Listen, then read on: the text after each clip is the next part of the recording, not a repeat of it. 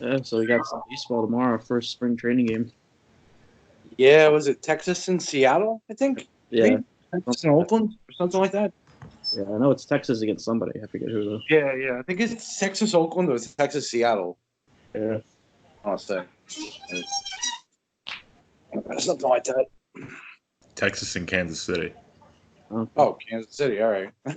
Yeah. Close enough. So 2 crap teams. Yeah. Starting off spring training. That's fine. Yeah, I mean, I don't think Texas is going to be that bad. But sure. Yeah, it'll be all right. Yeah. 4th place. Yeah, And I mean, I can't see them. They'll finish ahead of Seattle, but I can't see them beating out the Astros, the A's, or even the Angels with the improvements they made. So I think Texas is still going to be basically 500 or under, 75 to 82 wins, and they'll finish 4th. yeah. That's the way I see them. So I don't know. They just don't have much, really. No. Texas. they were rumored to get so many guys, and they just got nobody Yeah. outside of Kluber. But Kluber was it. Yeah. Yeah, like a Kluber, but does he bounce back? And even if he does bounce back, all right, and Lance Lynn has another good year, and Mike Minor does. Okay, they have a good top 3 as they're starting pitching. What's their lineup look like, though? I mean, all right, Gallo hello, season is fine. Odor. I mean, nothing Yeah, really. Yeah, nothing really. Yeah. His ceiling is 30 home runs and 15 stolen bases, but he have a 200 average. Yeah. And he doesn't walk, so it's not like Gallo. Gallo could hit 210 with 40 bombs and 100 RBIs, and he's going to have a 380 on base percentage because he walks so much. Yeah. Oh, Thor's not like that. And they have Chu. I don't know, man. I Willie Calhoun. I mean, I don't know. It's just not crazy about their lineup. They don't have Mazzara anymore. So he's gone. I just don't know what else they have in their lineup. I think it's kind of weak. Yeah. Andrews is still there, right? Who's playing third for them now? Oh, Solak. Todd Frazier. Nick Solak that people are high on is looking like he's going to be the starting third baseman. I haven't looked much into him, but he seems like he had pretty good hit tool. So we'll see. I mean, who knows though? And they got Todd Frazier too, though. So Frazier, yeah, he's not that great either. yeah, exactly. What's he gonna do? I mean, he's not. He's all right. Yeah, he's not gonna give you much. Yeah, he doesn't move the needle. I mean, I'm sorry, Texas is just not that great of a team. Like I said, if Kluber bounces back and is the Kluber of old, and Lynn and Minor can repeat their seasons from last year, they have a shot of being like 500. I just don't believe in their lineup, and I don't think their bullpen's that great. Yeah. So other than their starting 3, if they do what they are capable of, that's it. That's going to carry them. Yeah.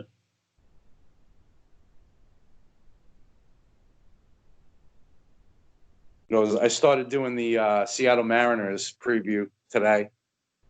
I finished the Blue Jays, so that's coming out tomorrow.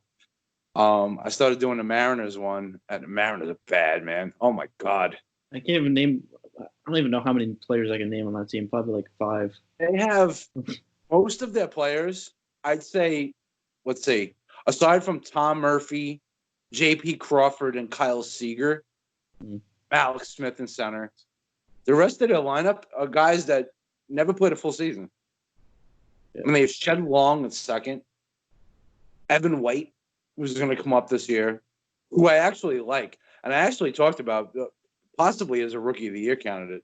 This dude can hit. Yeah. Dude can hit. So we'll see what he does. Vogelbach at DH. When Haniger hurt, they have Jake Fraley in right field.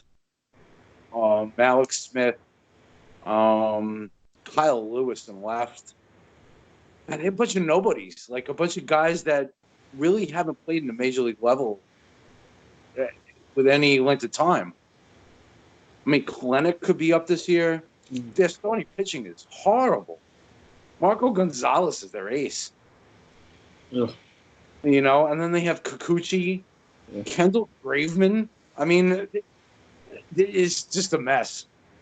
Yeah, the team is bad. The team is bad. I honestly think the Mariners will be worse than the Orioles this year and comparable to the Tigers. Yeah, I can see that. They'll be a bottom 3 team in the AL this year. I feel bad for you having to write that article. Yeah. Well, it gets me, writing it up and getting, because there were gems there. Because, like I said, someone like an Evan White, that's probably going to starting position at first. It's someone that in deep leagues, you draft them late. Like I said, he crushed my. So, dude's a hitter. Yeah. How he does in the major league level, we don't know yet. But, dude can hit. It's 293, had like a 380 on base percentage and like a 500 slugging last year in the minors. 18 home runs and I forget how many games, 90 games or whatever. So, I mean, he definitely puts the bat on the ball and can drive it. So, we'll see. That's the only great thing about doing these previews. But it gets better. As we move on with the previews, we get to better teams, so it's more fun. Right. Can you guys hear me? Yeah. Okay, cool. Yep. My Wi-Fi just went out for a sec. Yeah, as far as the previews go, I mean, you got the Padres, Alex. Yeah. Coming up. They should have that by Sunday. Yeah, whenever you get that done. I mean, like I said, I got the Blue Jays already scheduled for tomorrow, so tomorrow's fun. I just want to try to space them out and have one out every day. Yeah. So I got the Blue Jays tomorrow. Cody's got the Royals. Nick's got the Pirates. I got the Mariners, and you got the Padres. So if we can get them at some point done over the weekend, then I can schedule them out at least on Monday and Tuesday, and then figure it out from there and then move on. So, I mean, if you can get it done by Sunday, that's awesome because I'll probably have the Mariners done by tonight or tomorrow night. And if need be, I can get that out Saturday. Cody said he's working on the Royals. He should have it done by Sunday too. And if Nick has the Pirates done, I mean, we should be able to do it. I just want to try to have one done like every day. Try to keep it consistent rather than going 3 days without one. And then all of a sudden it's like 3 of them are done and you put out 3 in one day. I like to have try to keep it consistent.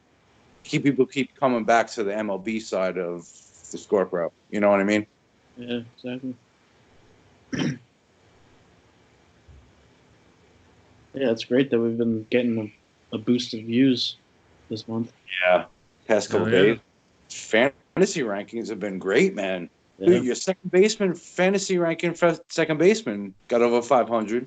Yeah, I think the last I saw it was like over 600 actually. I feel like that's where we do our most damage is fantasy.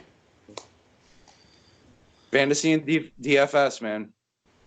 That's where it's at, man. That's where people are looking. That's what I've noticed. Yeah, without doubt. That's where all the views are. Probably your betting articles too. The same thing. Yeah. So just gambling just swept the nation. Yeah. Just out of nowhere. Article today. What's up? It's been within the last few months. It's just all of a sudden just everybody's doing it. Yeah. And with more and more states making it legal, that just expands the viewership. Because I know, New Hampshire just made it legal a month or two ago to do the sports book. Massachusetts, where I'm at, it's funny because I can do DraftKings, I can do DFS, but I can't do sportsbook. Yeah, that's weird. But it's coming because it's coming everywhere. New Hampshire did it a couple of months ago. Massachusetts Massachusetts, we're right here, and we already have DraftKings, so it's like it's coming soon enough. Mm-hmm. You know, and that's the thing, is just growing. Yeah. And I have no problem with us concentrating on the fantasy and DFS aspect of shit. Yeah. Mm-hmm. Right? It's so annoying that Ohio, all the states that border Ohio have it legalized except for Ohio. Wow. And Ohio was supposed to be like, when that bill passed in like 2018 or wherever it was, Ohio was supposed to be like one of the first states to have it legalized. But there's some like, they're fighting over who has regulation over it, like the casinos or whomever else. It's just been backed up for like 3 years now. Yeah. So I could drive to any border around Ohio. But I can't do Ohio, which is so annoying. That sucks. That's stupid. It's so stupid. I mean, I could do like an offshore, like a Bovada, but I don't feel like doing that. I don't even remember. That's just the same thing with marijuana, because Mm. we voted to make it legal in 2018. Mm-hmm. It didn't become legal until like a couple months ago. They actually set up like 6 months ago, because they were behind on their applications and stuff. I did a bunch of bullshit. Mm-hmm. Yeah, They gotta fucking legalize it in PA already. Goddamn everywhere. I mean, yeah, it's gonna happen eventually. Yeah, it's like gambling. It's going to happen, but yeah, it's going to happen. You know, there may be those couple states that like are the last holdouts, but yeah. I mean, for the most part, gambling and weed, it's gonna just legalize it, dude. Just legalize it already. I think it's like in Utah's like state constitution that gambling can't be legalized. It's something like where it'll take them a very long time to get it legalized. That's because they have this stupid ass friggin' religious shit. Yeah. On over there, the whole Mormon shit. Yeah. You know, no gambling, no, none of this. Yeah, okay. Yeah, sure. You know what I mean? Like, stop with the holier than thou shit. Seriously. I hate that stuff. I don't know. I mean, me personally, I'm an atheist. I can't stand religion. I mean, I have no problem with people who believe in God. None of that stuff. Like, I have no issue with it. But personally, to me, religion, organized religion, bothers the shit out of me. I'm never going to stop someone from doing what they want to do or believing what they want to believe, but I just think it's all just a bunch of shit. I agree. I mean, I'm Catholic, but I'm not like really like practicing. Yeah. I just like I go to like church when it's like Christmas and stuff like that. Like all that. Yeah. But like, I'm like where it's like, why some of these people just like they like to shove it in your face. Like, I don't need that in my face. It's the same thing with like all this like LGBTQ. How many letters you got now? LGBTQ. XYZABT, whatever the fuck. I think it's just like LGBTQ plus now. Yeah, and then it's like, why you got like I don't judge people, but you don't have to put it in my face like that. Like, I don't care what you are at all. Well, it's gotten to the point where I think, with the LGBTQ plus and the religion and politics too, it's gotten to the point where everyone feels like they have to have a stance on it. They have to put it out there. I mean, of course, we live on the Twitterverse and all that shit, and it's like everyone has to put their voice out there because they have a voice. Now they have a voice. Now they have this many followers and this whatever, and it could be retweeted and like broadcasted across the universe. You know what I mean? Yeah. I think people feel compelled almost now just to say what they think and put it out there. And there's no thought involved. Yeah. They just say like whatever. It doesn't matter if it makes sense or not. They just put it out there. Mm-hmm. And I understand the free speech and free thought and everything, but I don't know. For me, I always try to think of what I'm going to say before I say it. You know, Yeah. especially if you're going to put it in words and put it down and it's there. Mm-hmm. You know, so I think people have gotten careless on social media, and that's why it's a good thing and a bad thing in that sense. You know, it hasn't made the public smarter. It's just become louder. Yeah. Mm-hmm. Like, it's just more people voicing their irrational opinions. Mm-hmm. And you can have an opinion, and that's fine. But there are a lot of opinions that are wrong because they're based on incorrect facts. Yeah. So I can't stand when people say, "Oh, well, it's just my opinion," but your opinion's wrong. Your opinion can be wrong when it's based on incorrect facts. And don't tell You know, people you can that. have an opinion that Yadier Molina is better than Michael Trout. You know what I mean? You can have that opinion. Go ahead, but you're wrong. That may be your opinion, but you're wrong because it's not based on facts. Like, just use a baseball example, but it could go with anything. And that's the problem I see, is that people have these opinions and they just throw it out there without any thought to what is behind their opinion. Like, what are you basing your opinion on? Have you done any research? Do you know any facts about what you're talking about? Like, that's what I can't stand. Mm-hmm. I have no problem having an opinion. I have no problem having a heated debate about something or going back. I'll bring you an example, just to not to go on too long, but I'll bring you an example. I had an argument with actually someone I work with. This other guy, his name is John, and he's a Republican, very Republican, pro-Trump, and everything like that. About a year ago, I had an argument about the gun laws in America and stuff, and we got into a conversation, and it went back and forth. It was on Facebook. We went back and forth, and he was talking to me about Honduras gun laws and how they have like strict gun laws and blah blah. I was like, no, you're wrong, and I quoted like what their laws were, like their constitution, what their laws were, and he came back to me and he was like, I'm sorry, you were right, I was wrong about Honduras, but blah blah blah blah blah. So I respected that. You know, if you realize you're wrong in a certain conversation, you realize you're wrong. All right, I was wrong. I thought something was correct, and it wasn't. My bad. You know, but that's the thing with social media, is people can't admit they're wrong. They can't say, I'm sorry, I stand corrected. You know what I mean? Like, and that's the problem with it. I wish people would just be able to do that and say, look, I stand corrected. I was wrong about that. You know, but we can argue about this and blah, blah, blah. That's all. That's all that needs to be done. All right, so that's my rant. That's one of your rants for tonight. Yeah, one. Number one. Can't wait till opening day.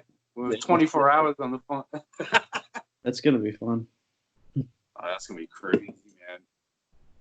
I'll probably take some naps. Just like go off and then have you like just run it and then take a nap, and then we can do it in like shifts. Like, unless a couple of us are take a nap and then come back on a little while, and then the other people take naps.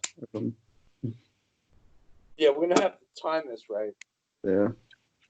You know, and figure out how we're gonna do this. Are we gonna do this on, like, if we can do it on YouTube or Facebook, or I don't know how we're gonna do it. I have to figure out how to do it on YouTube. Because they got rid of like the Hangout thing on YouTube. I don't know what the new thing is. Yeah. But I mean, I think Facebook you can do it. You have like 4 people on at once, so that would be. I think that would be one way we can do it. Yeah. Yeah, we can do it on Facebook. I mean, how many followers do you have, or whatever? Like what do we have? How many do we have on the scorecard for that? For Facebook? Yeah. I don't know. Not many, actually. try to build that up over the next month or so. And we could also do it on Twitter too, because we probably have more followers on Twitter. That's true. We're doing it on Periscope. Yeah, that'd be good. Because I think you could have 4 people on there too. So Yeah, that'd be awesome. Yeah, I'm just doing it. That might be that is we have most of our followers. Yeah. What is it, like 5,000 now or something like that? Yeah, we're at 54 and change. Nice. We've been building up. I'm hoping to get to $6,000 soon. Yeah. That'd be nice. 6,000 followers. We have 50 Solid. Facebook members. Yeah, I don't think that would be enough to be able to get an audience, really. Oh. Probably not.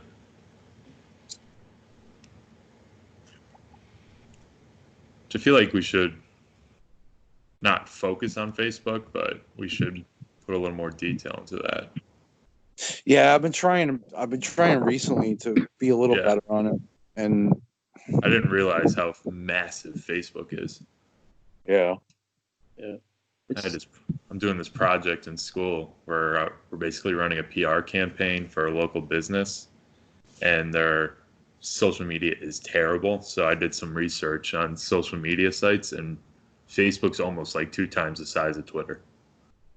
Yeah. It's huge. I didn't know. And it's like there's like 3 million people that use it in India, or like 300 million people that use it in India alone. Yeah. It's insane. Yeah, Facebook. That's why I got to get better with Facebook, and I've been better. I think recently I've been trying to get better. I got a little pushback on actually my first baseman article, but I'm in like a ton of groups. So if you join a lot of groups, like teams, like sports related stuff, individual teams and DFS and fantasy and stuff like that, you can post a lot of stuff. It really does boost the views. And it's easier to navigate because most of the groups on Facebook, most of them don't care if you self-promote, whereas Reddit, they're so horrible with that stuff. They hate when you self-promote. So, it's easier on Facebook. Yeah. Mm-hmm. Oh, shoot. Not to get off topic, but the Rangers, they also got Greg Bird. That's right, they did. I forgot about that. Who was it? The Rangers? Yeah, future MVP. Did they? Huh. Wow. He's gonna, just because he's not in the Yankees anymore, he's gonna do good now. Dude, I always loved Greg Bird. Always thought he was going to be a stud. I think if he stayed healthy, but he probably never stayed healthy. Yeah. Hey, change the scenery if he stays healthy. Yeah.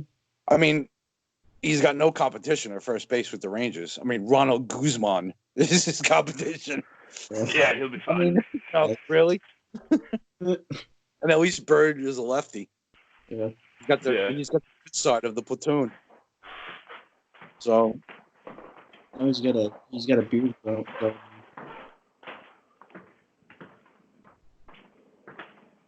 Good for Bird, man. I'm hoping he has a good year. Yeah, I always hoped he would break out.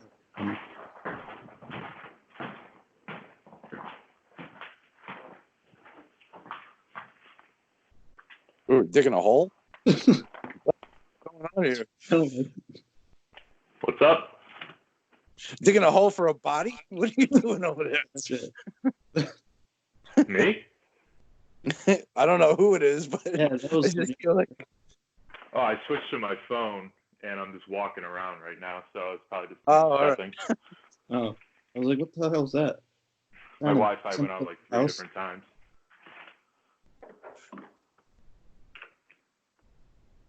So what are your Indians going to do, Dan? Are you guys trading Clevenger and Lindor? Or what? Clevenger's banged up now, isn't he? Yeah, he's out 6 to 8 weeks, but And now Carrasco's got some sort of injury. I just saw the report come across my phone that he's getting an MRI tomorrow on his right leg or whatever. I don't know what he did. I think he's just hurt himself stretching or whatever. And I don't know, man. And then Ramirez had an injury scare today, but I mean, he's fine. It just seems like everything bad is happening right now. Yeah.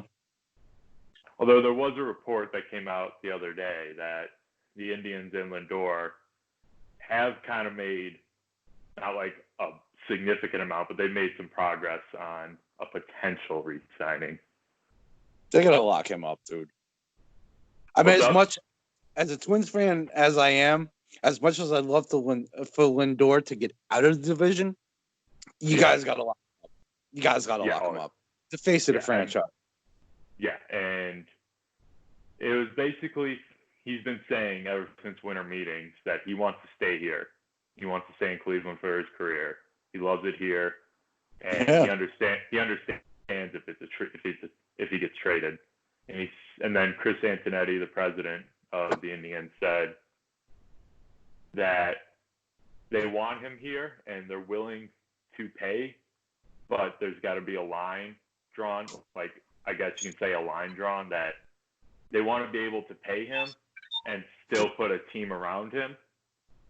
Right. So a $300 million contract might be out of the picture, and I know he's worth more than a $300 million contract, but from what I've been hearing is that he would take a little bit less to stay here, but not a significant amount less. So if he took like a 280 or 275, it could potentially get it done, but I still think he's going to end up getting traded. Well, I mean, a $300 million contract depends on how many years you're talking. I mean, you look at like a Bryce Harper, 13 years. And it's backloaded too.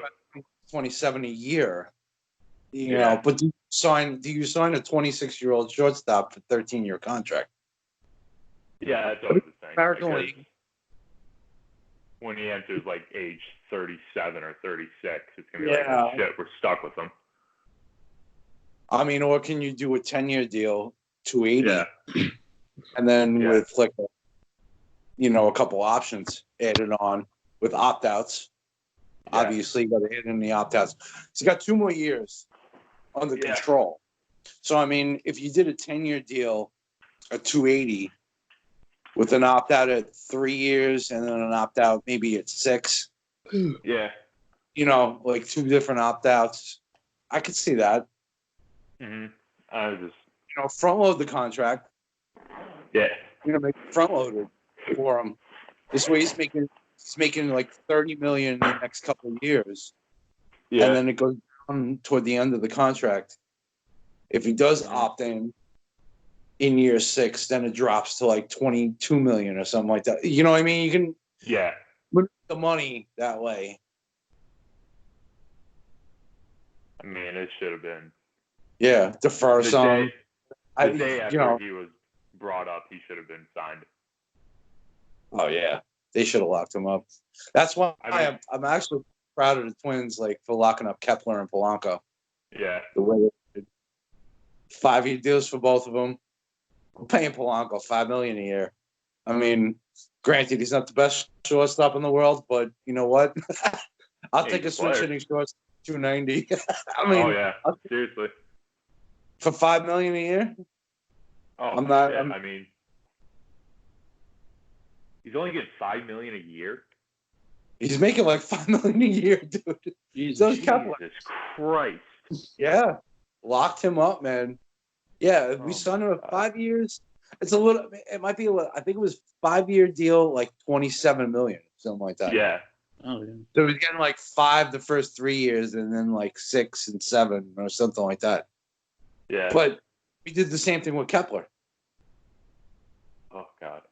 Bought out the last like 3 years of their arbitration, and then signed up for 2 more years, locked up the free agency. So signing 2 guys like that, it allows us to go out and sign a guy like Donaldson. Yeah. Mm-hmm. And then bringing in Maeda. Maeda's making $3 million a year. Can you believe that? Jesus. That's why that trade was like, oh, I'm all about that trade. Yeah, I mean, Maeda signed for 4 years at $12.5 million. I mean, That's a bargain. Yeah. Oh my god. Oh, jeez. Yeah, that's gonna be annoying. Yeah, I know you. I know you hate it because it's Twins, but Yeah, but I'm loving, man. I'm loving the moves they've been making. I'd be Like- ecstatic. I mean, I know the winter after the World Series, they were talking a Lindor extension. It was like they were talking like 7 years, 180-some million, and it was like at that time, just knowing the Indians have never spent money ever. I mean, that was like groundbreaking. Like, whoa, the Indians are out here spending money now. The times have changed, and then it never happened. Oh. So we'll see. I mean, this is the most optimistic I've been about a possible Lindor re-signing, but I'm still like, I'd give it like a 20% chance it happens, and that's a little high. Yeah, I don't know. At this point, the closer it gets to free agency, the tougher it is. Yeah. Yeah. And it all depends where we stand in July too. Like if we get to July 31st and the Twins are 10 games above or whatever, and the White Sox are right on our tail or above us, then you have to move them. Yeah. I think the Indians are going to wait. Yeah. They're going to wait it out until the season starts and see where they're at. Mm-hmm. Personally, I mean, I know I might be biased here, but personally, I think the Twins are going to run away with the division. I've been going back and forth. With Clevenger being banged up, and Carrasco, who knows what Carrasco's injury.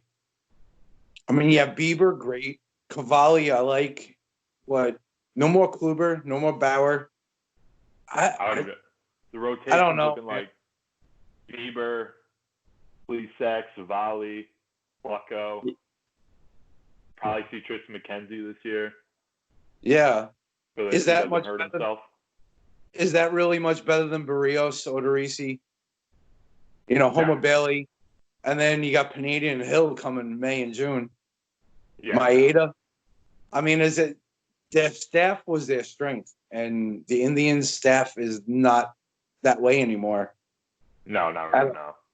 And the Twins lineup is elite. Yeah, it's stupid. I mean, they score runs like crazy. So what's the situation? What's the situation with Donaldson and Sano? Like, where's Sano going to play? Sano's playing first. Oh, is he? Yeah, he'll move to first. That's what I thought. I was just thinking that. Donaldson's without a doubt playing third because he's so much better with the glove. And that's going to improve. That's going to improve just the whole left side of it. Because I think Donaldson's going to make Polanco better. Kind of like how Chapman in Oakland. Yeah. He makes him a better shortstop. Mm-hmm. Mm-hmm. He affects that side of the infield. Donaldson's going to be the same way. Donaldson had 15 DRS last year. I mean, even at his age, at their base in Atlanta, I mean, he was a final Gold Glove. Mm-hmm. He's a solid defender. Yeah, they did. Dick here. And move Sano over to first, where he can't do too much damage in the field because he stinks as a defender. That's fine. Sano's a beast at the plate. I love him at the plate, but he stinks in the field. Yeah. Oh. I mean, honestly, Twins could hit 350 home runs this year. I mean, they're going to be obnoxious. Jesus.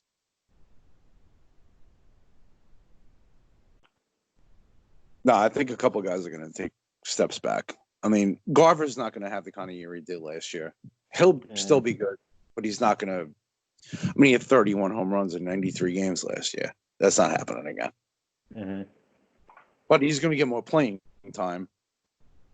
I think in my article, I had him picked for 28 home runs.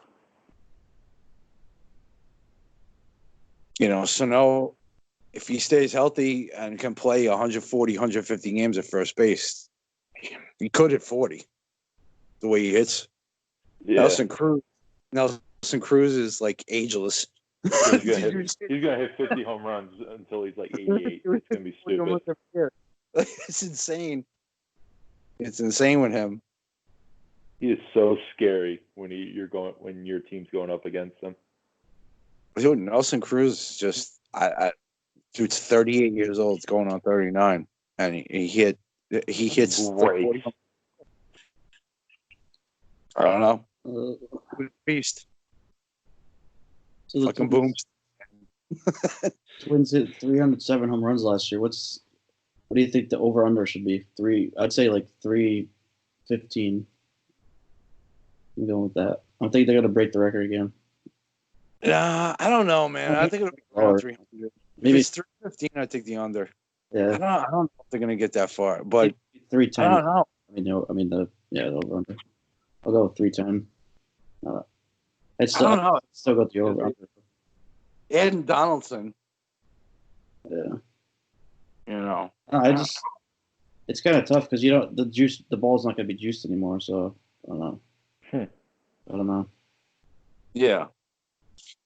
I don't know. I see regression in some of them. Yeah. Like I said, then you add Donaldson. I mean, if you add in 30 home runs, then again, I mean, Cron hit, I think, 25 last year at first base. So if you're moving Sano over and you're putting Donaldson at third, you're not really gaining that many home runs. Yeah. Well, if you see some regression in Garver and guys like that, maybe Kepler with the power, I don't know. I'd say they're going to be around what they were last year. Okay. I'd say around 300. Mm-hmm. 310, 315? I don't know. I guess if you get over under, I'd say I think maybe 305 would be the over under, and I'd probably I don't know. It's tough. I'd go. I guess tough. I'd go over just because I think they could get to 307 again. They could get there, but yeah, I don't know. Big I wouldn't need to do that bet anyway because that's so close. I can't do it. Yeah, no. Yeah, I just would take it. Yeah, it's a tough one. Because Polanco was pretty lucky last year, if I remember correctly, like with his BABIP and stuff like that. Like he lucked into a lot of base hits. So I can see him regressing. I can see Kepler's power regressing a little bit and becoming more of a hitter. And I can see Garver's power regressing, although with more playing time, he could be around the 30 home run mark. But even, like I said, moving Sano to first, Cron hit 25 last year. Move Sano over there. He hits 35. You get Donaldson at third. I don't know. It depends on what happens in left field, too. I mean, Rosario is a power source, but he may get moved for pitching in the middle of the year, which I suspect is going to happen. Rosario's on his last year of his contract, so I suspect he's going to be moved. And I think the Twins are looking to see what goes on at the trade deadline. They can move Rosario and a bunch of their prospects for a top-notch player, especially a starter, to make a playoff run. And I think that might happen. Yeah, that would make sense. They could fill up a team because their farm system is great. They could really fill up a team's farm system.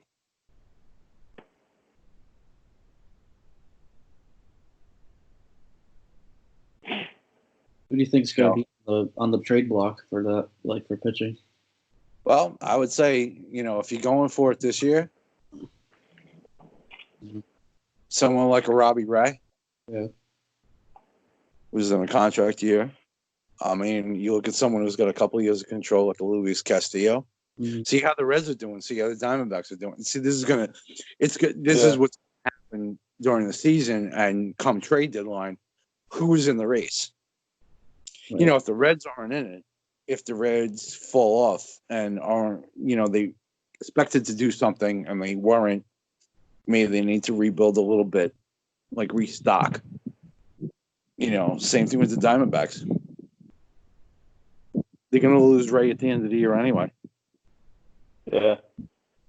If they get rid of someone like Robbie Ray and can get a player like Rosario to fill in the outfield for last year of his contract, swapping contracts basically, and then get a young player. They might be willing to do that. Yeah.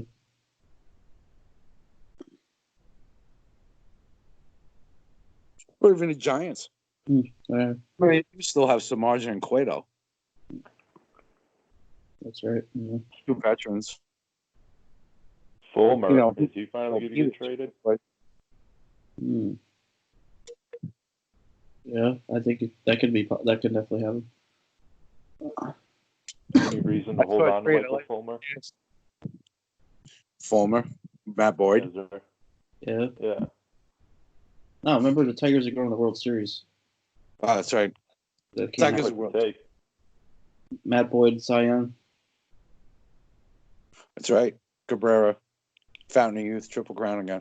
Yeah. Huh. That's right. Oh, Dan, I wanted to ask you about this trade. Now, if the Twins and Indians, because I saw this on Twitter a while ago, if the Twins offer this to the Indians, would you take it? I hear it. So it's Lindor and Clevenger, Okay. okay, for Royce Lewis, Okay. Trevor Larnach. Who was it? Royce Lewis, Trevor Larnach, Jorge Polanco,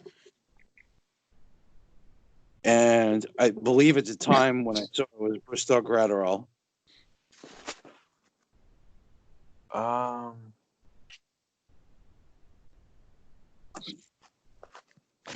mean, Lewis and Larnach basically 1 and 3 in our system as far as prospects go. Get Polanco, who's signed to a team-friendly deal. As a Twins fan, I was like, you know what? If we could replace Lewis with someone else, I'd love to do that. Yeah. I don't want to get Royce Lewis, but I was just curious to what you thought. I don't know. It would. I'm like 50-50 on that. Because Indians have some big players or some decent players coming up. And adding all that youth would just kind of reset everything, hopefully. But I think as of right now, I would probably say no, because I still think there's a shot that the Indians go to the playoffs and make a run. Right. You'd have to ask me again in July, but Yeah. right now I'd say no. Okay. I agree with that. I can see that. Now, if the Where Indians you're are at. again like 10 games out, then pull the trigger. Yeah.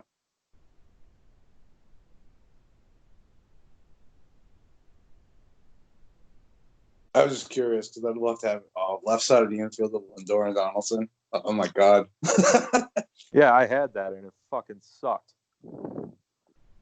Oh, yeah, that's right. You did have Donaldson last year. I forgot about that.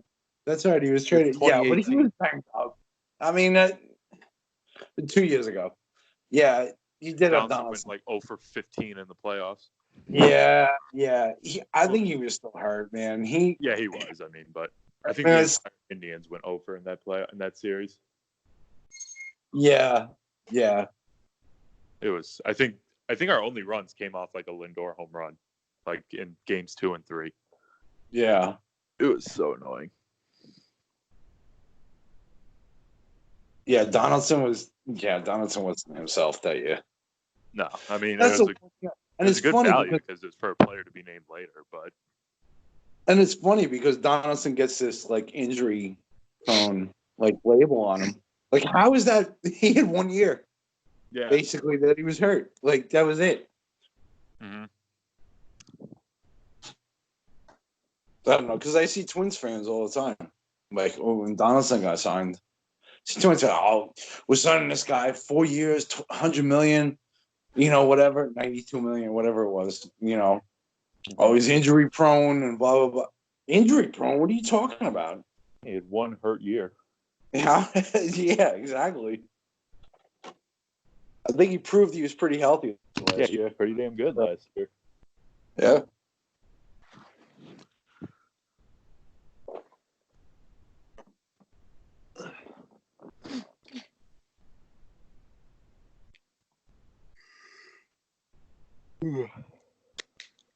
What else we got? Am I hearing yawning? What was that? I said, am I hearing yawning? Can't be yawning on the show. There's no sleeping. Listen, school has been absolutely kicking my ass. Yeah,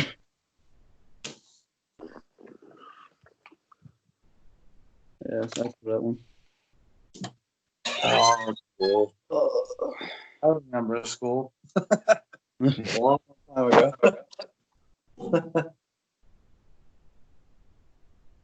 Luckily, I don't have classes Friday, but Nice. Yeah, I just have classes. Well, I take mostly online, and then I just have one that I actually go there, and that's only Tuesday. yeah. I mean, yeah. Wait, am I thinking wrong? No, I mean one day and Wednesday. That's what I was getting for a sec.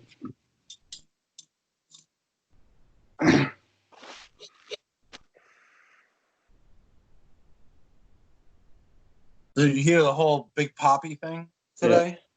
About talking about Mike Fyers and Altuve and all those guys?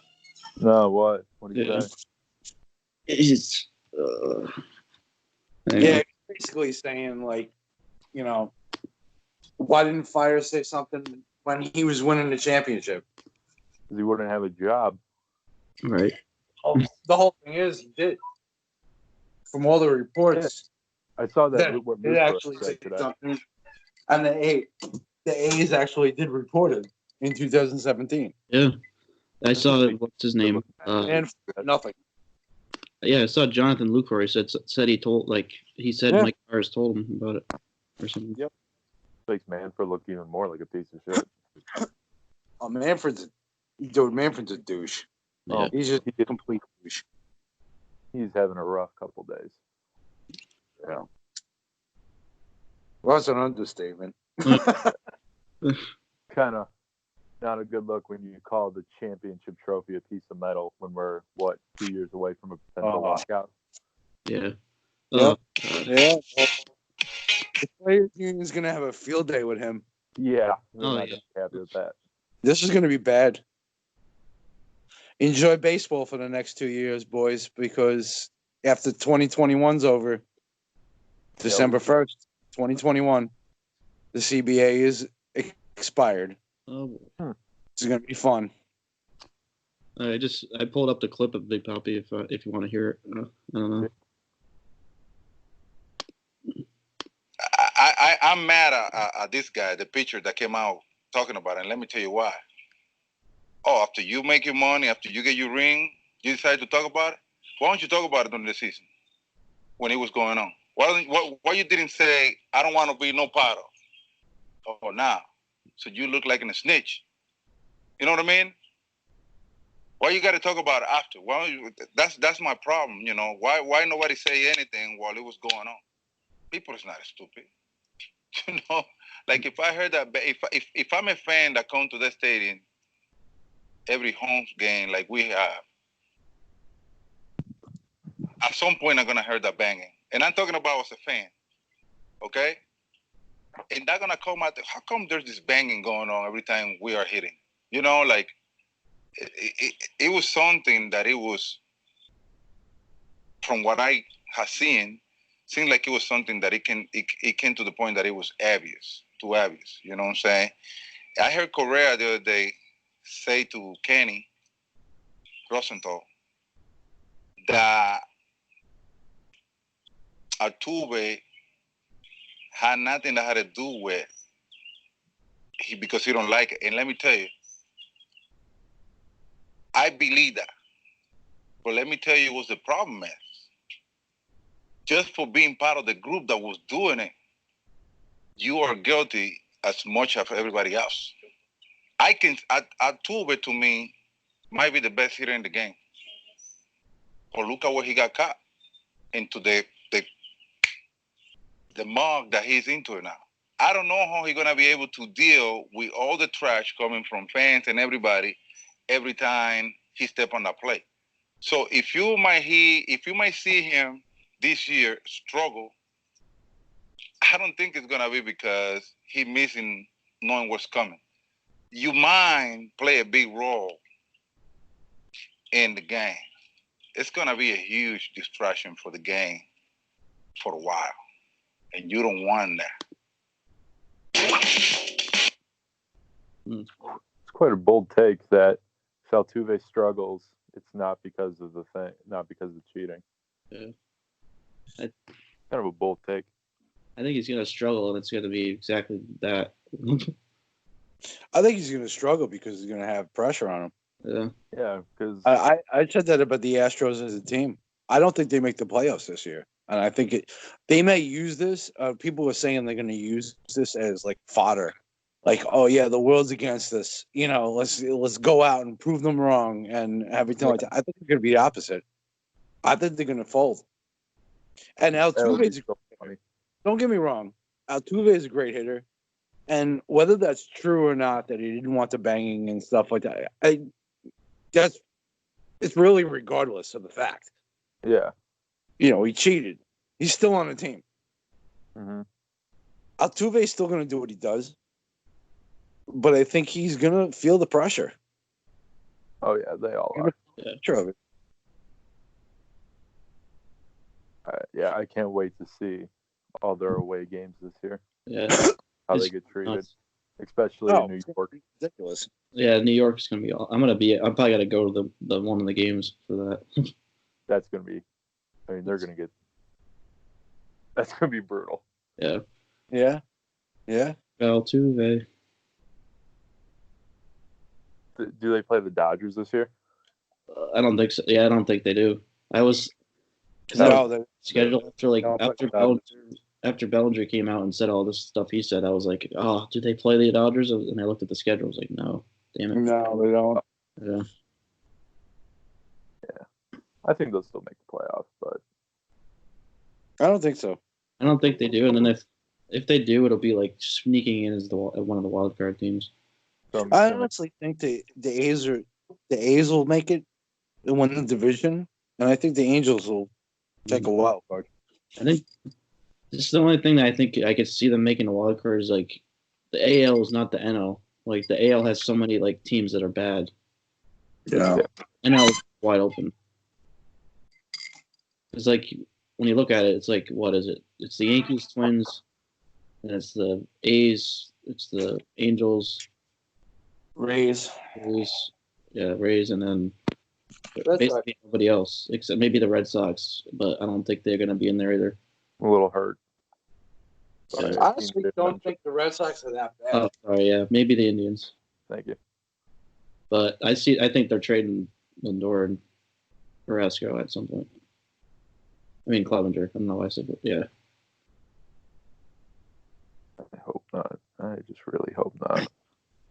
Yeah, well, you're right with the AL. Is I that guess even the White Sox too. I'll throw them in there, but I don't think they're going to do it this year. No, I said the same thing. Yeah. Sox are a year away. I don't think the Sox. I think the Sox, White Sox, anyway. They're a 500 team right now. Maybe 84 wins. Maybe. I just don't see them. I think the wild card's got to be 90 wins. Yeah. In the AL. I mean, I think the A's, the Twins, and the Yankees win in divisions. And as far as the Rays, Red Sox, Indians, and Angels, I think it's going to be a battle of those four. Yeah. Wild card spots, in my opinion. I'm not entirely they're sold all on going the to Red fight Sox. for 90-something wins because they're going to beat up, like you said, they're going to beat up on the teams like the Tigers and the Orioles and the Blue Jays and the Mariners and the Rangers. Like, the NL is completely different because the NL has probably 3-4 teams that aren't in it, and the other 11 are. Yeah. The NL is completely different. When the Marlins won't make it, Pirates probably won't make it. The Giants and the Rockies. Those could be the only 4 teams that I can confidently say will not be in the playoffs. Mm-hmm. the other 11 in the National League. I can't really say that. You don't know. Yeah. I mean, the Reds made a lot of improvements this year. Whereas St. Louis lost Ozuna, the Cubs lost Hamels. They're getting older. Yeah. Different manager. Milwaukee lost Grandal and Moustakas and Travis Shaw. I mean, the NL Central's up in the air. The NL East, who knows? I mean, the Phillies got Wheeler from the Mets. So that's addition. Yeah. That's subtraction from the Mets. The Nationals lost Rendon. The Braves are kind of the same. They added Ozuna, but their pitching is still suspect to me. And then you have the West. The Dodgers are the class of the NL. Oh, Arizona made some improvements. They added Starling Marte, Cole Calhoun, good additions to their outfield. Baumgartner. The Padres are getting. I love them in the future. For the future. Their pitching will take a step forward. Paddock, Strom, and those guys. And if Mackenzie Gore comes up, Lamet, solid staff. Machado another year in the NL. Hosmer another year in the NL. I think Tatis is going to have a huge year. Yeah, Tatis a full season. I mean, you could see the upside of every single team in the NL. Yeah. Except for like a few of them. Mm-hmm. With the AL, it's like, no one's doing anything.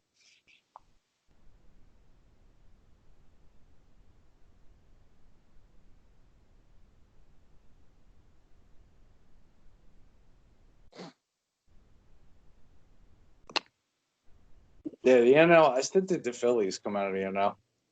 I was just thinking that too. I said I really like the Phillies this year. Yeah, me too. I think the Braves are going to take a step back, and I was really high on the Braves. I said the Braves were going to go. I said the Braves were going to win the World Series last year, and I think they're going to take a step back. They just don't. They don't have pitching. No. Yeah.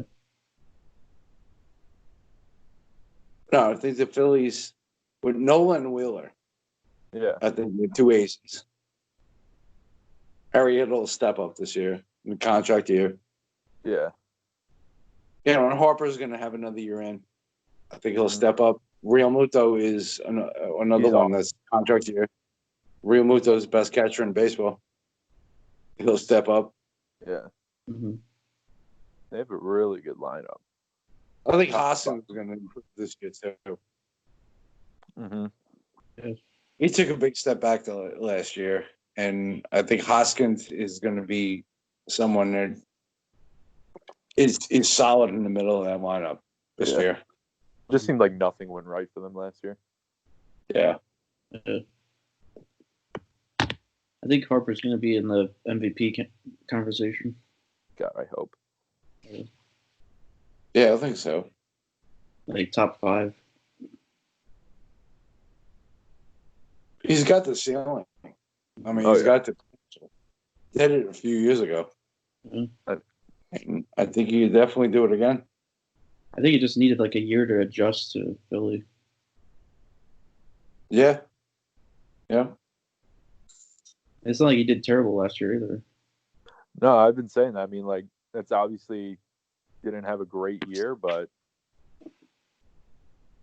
it's not like he was like this, like, oh my God, like, he's still valid. Like, I still would fear him if I saw him at the plate. Yeah. Oh yeah, he still had a great year last year. Yeah. So my podcast, the person I do my podcast with, he is so down on people, on the Machados and Harpers who signed these big contracts. I'm like, dude, it's the first year, and it's not like they were both like awful. Mm-hmm. So 2 big time players who produce for their teams. I mean, players have down years, but Yeah. If that's it, if I was a player, if I was like a player like, and I had a season like Bryce Harper, and that's considered a down year, I'm more than happy with that. I think the problem is that people like look at the contract. They're like, he didn't. Yeah, it's the contract too. Didn't do enough for the contract. We're paying you what, $330 million, and you're not hitting 385 and 70 home runs. Yeah. Especially in a city like Philly. Oh yeah. I know exactly how Philly fans are with them, like as an Eagles fan. Yeah.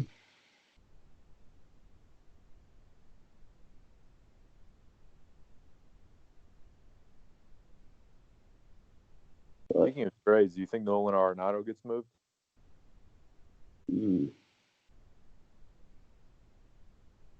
Maybe.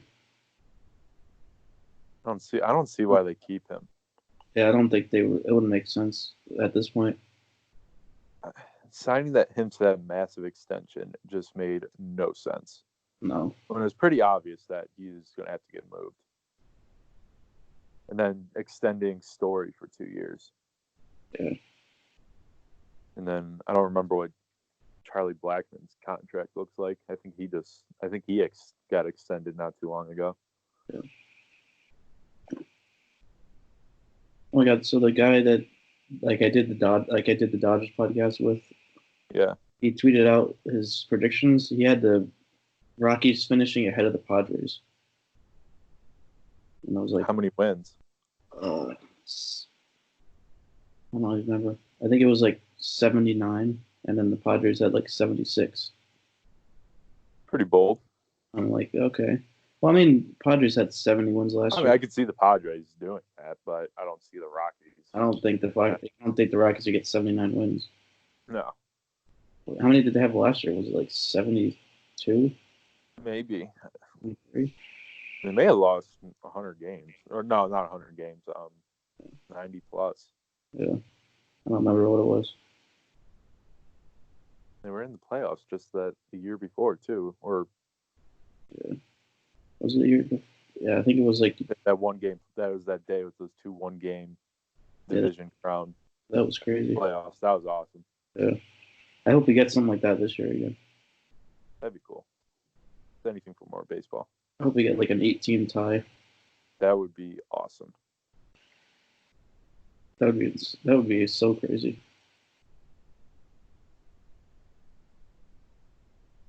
Johnny's still here? I think he muted. I think he got muted or something. Yeah, I'm here. Oh, I didn't see you. I didn't even know. Like, I didn't even see like your thing, the logo on there. Yeah, no, I'm here. Just listening to you guys talk. Yeah, you've been like, it was like weird. Like, you usually like talk like all the time, so it was like weird to have you quiet for that amount of time. It's like 5 minutes. I'm trying to be better about that, not interrupting people and like talking over everybody. That's fine.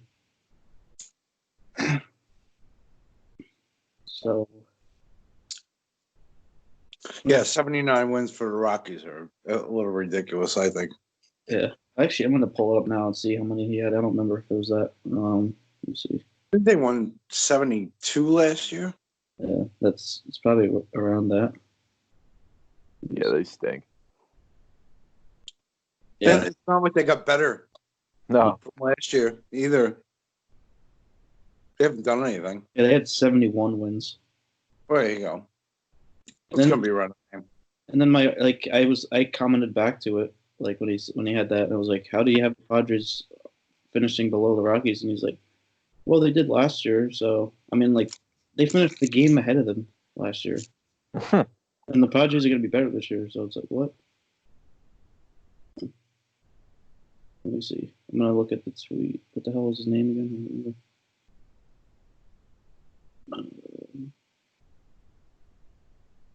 Now I don't remember what the hell his name is on Twitter.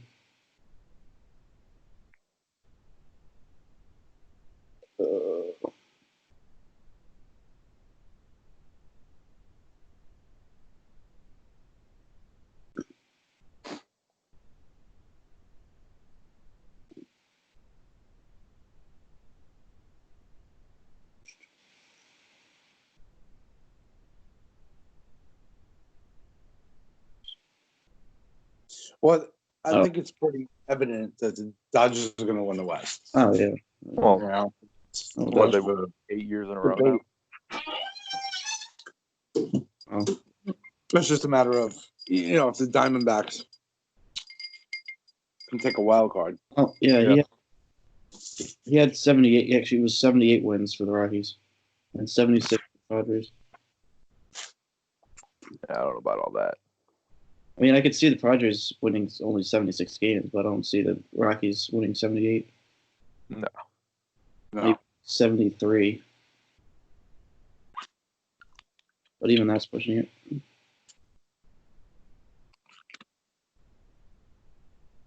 Yeah, I see the Rockies pushing 100 losses, to be honest with you. Yeah. Especially if they trade Arenado. Yeah, I mean, honestly, what do they have? Yeah. I mean, Freeland had the one good year in 2018. Mm-hmm. And everyone thought he was like the next coming of, I don't know, Mike Hampton. Or whatever. But they have no pitching except for None. Marquez. Mm-hmm. And they really don't know how to use their young players. I mean, Yeah. much as McMahon or Hampson played, Dave Dahl, like any of these guys, I don't know. We're still a Blackman, they're still a story, but to be honest with you, even with Coors Field, that offense isn't that great. Mm-hmm.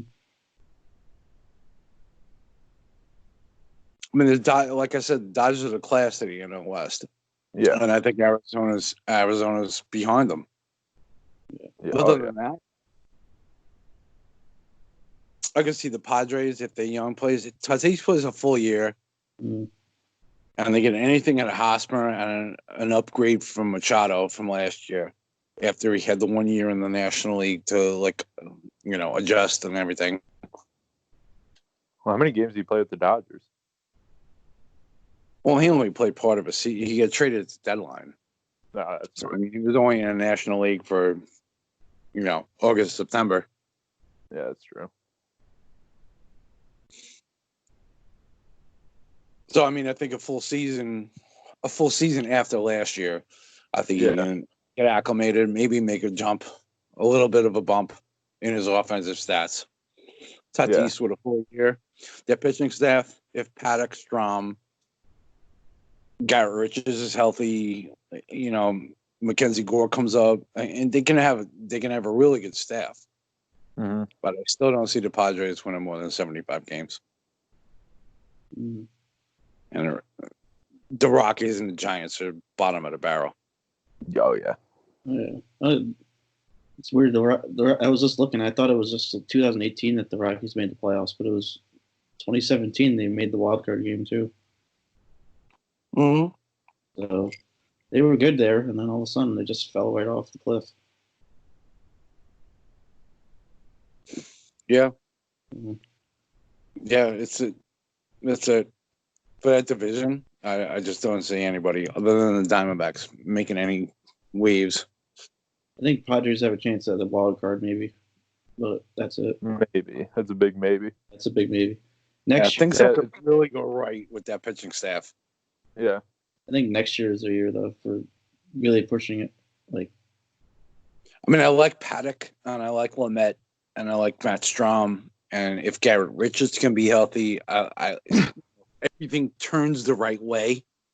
Mm-hmm. The Padres could push 500, maybe 85 wins. I just don't know. That's if everything turns the right way. Yeah, that's a big Tatis ass. is healthy for a full year. Machado bounces back and has a solid offensive season. Hosmer has a good year, and I don't know. Everything's got to turn the right way for them to make the playoffs, in my opinion.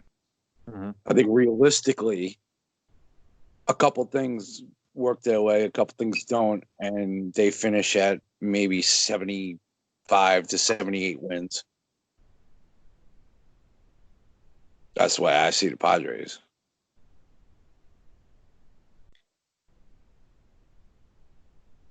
Yeah, I mean, I could see them having a big year, but I mean, a big year for them would be like 85 wins.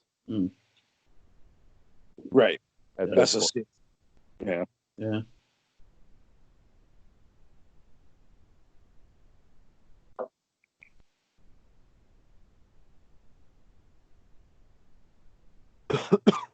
I still see the Diamondbacks overall as a better team. Oh yeah. Oh yeah, I agree with that. I mean, their bullpen's a little suspect. Mm-hmm. And their starting staff. We'll see what they get out of Zach Gallen and Bumgarner and Robbie Ray and stuff, but it should be solid. Their lineup is solid. They brought back Peralta, brought in Calhoun, traded for Starling Marte, and then you have Kettle Marte. Yeah. I like it. They locked up Nick Ahmed, Gold Glove shortstop. They have Escobar at third. I love Carson Kelly behind the plate. Christian Walker at first. They have a solid squad. A very solid team. Defensively, offensively. A couple of nice pitchers at the top of the rotation. Their bullpen is a little suspect. But we'll see if they piece it together. I could definitely see them winning 85 games. Possibly 90 and making the wild card. Mm-hmm. Yeah.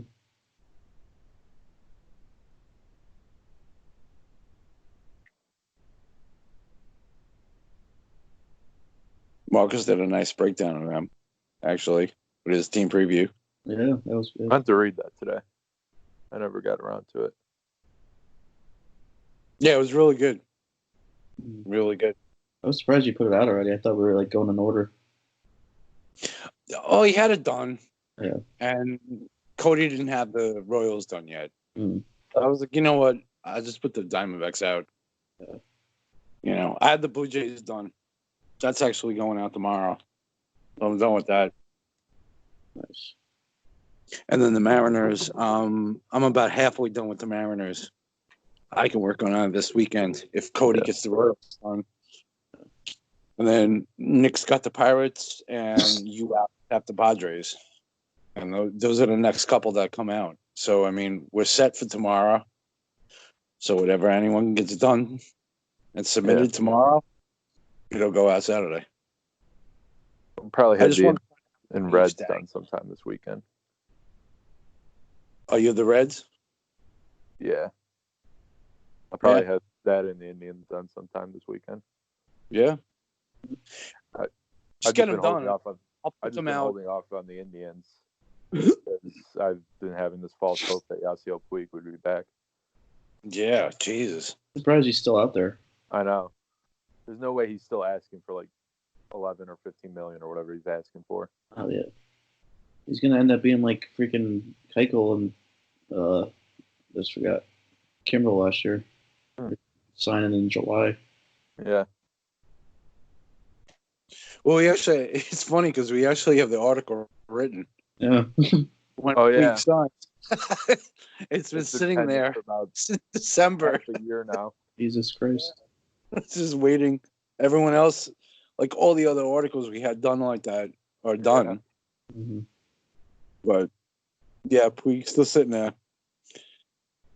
Yeah, I get it, Dan. Whenever you get this stuff done, I mean, Yeah. whenever you get it done, submit it, and I'll put it out as it comes. Because, like I said, I want to have one each day. If we're up on everything, and there's a day that maybe someone doesn't have something done, and I can put out the Reds one, then I'll put out the Red one. You know what I mean? It's that's the way it goes at this point.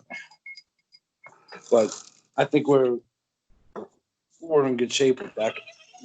Everyone's pretty much caught up. Yeah. Like I said, I got the Blue Jays set for tomorrow, so we're good with all that. Yeah. Want to keep on top of it.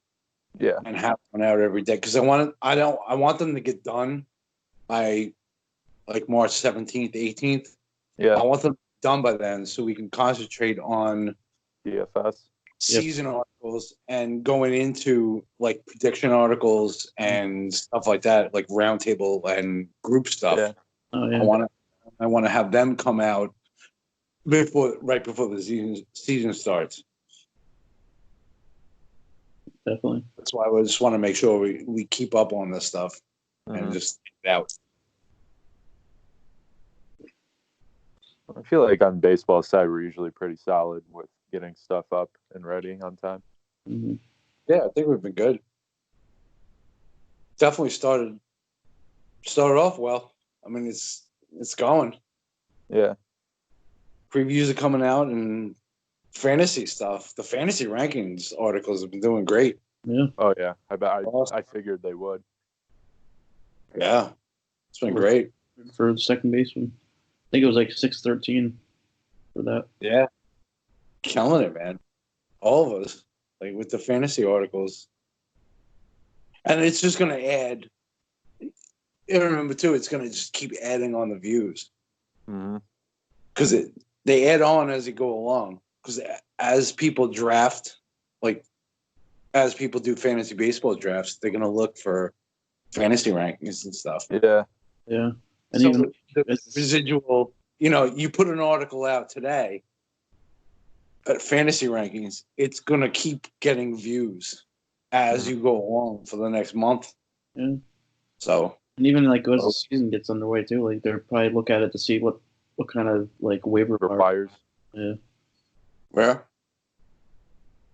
Yeah. Mm. Ugh. I have like so much to do for the next like couple weeks. Oh yeah. I signed up for the Eagles mock draft, so I have to do that by like whatever. I gotta do that. So I have one. Yeah. And then I have Padres got to do by the next, like by the end of the weekend. I'll probably have it done. Do the Padres first. Yeah, I'll do that first.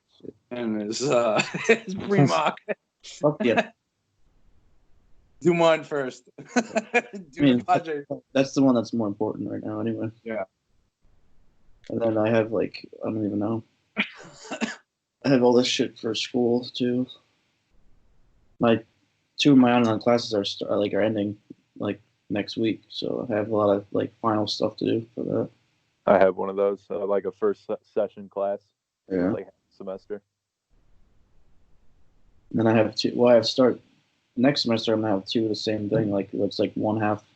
Yeah. Fun. It's like sports related, so that's gonna be. I'm not gonna even like stress about those ones at all. Well, that sounds like fun. Mine is about insect science. Oh. I need like 1 credit hour of science, and my advisor told me this is the easiest because it's all on. The only grading is online quizzes. Mm. You can take them twice, and they don't monitor you while you take them. Yeah. And there's the exact answers are online. So. Yeah, I do that all the time for when I take online shit. Like, yeah, really just copy and paste, and it's like on Quizlet and shit. Oh yeah, it's all on Quizlet. Yeah, that's why online classes are pretty good. Yeah, I love the online classes. But like this, I think the one is like sports reporting, so that's gonna be fun. And then sports in America or something like that. So I had something like the history of sport, or just. I think it's just like sports. Like I don't even know what it is. It's just like I think part of it's like history, but it's like basically just generally like sports. Like I don't know. Yeah, I took like a history of 20th century sport. Mm-hmm. It was online.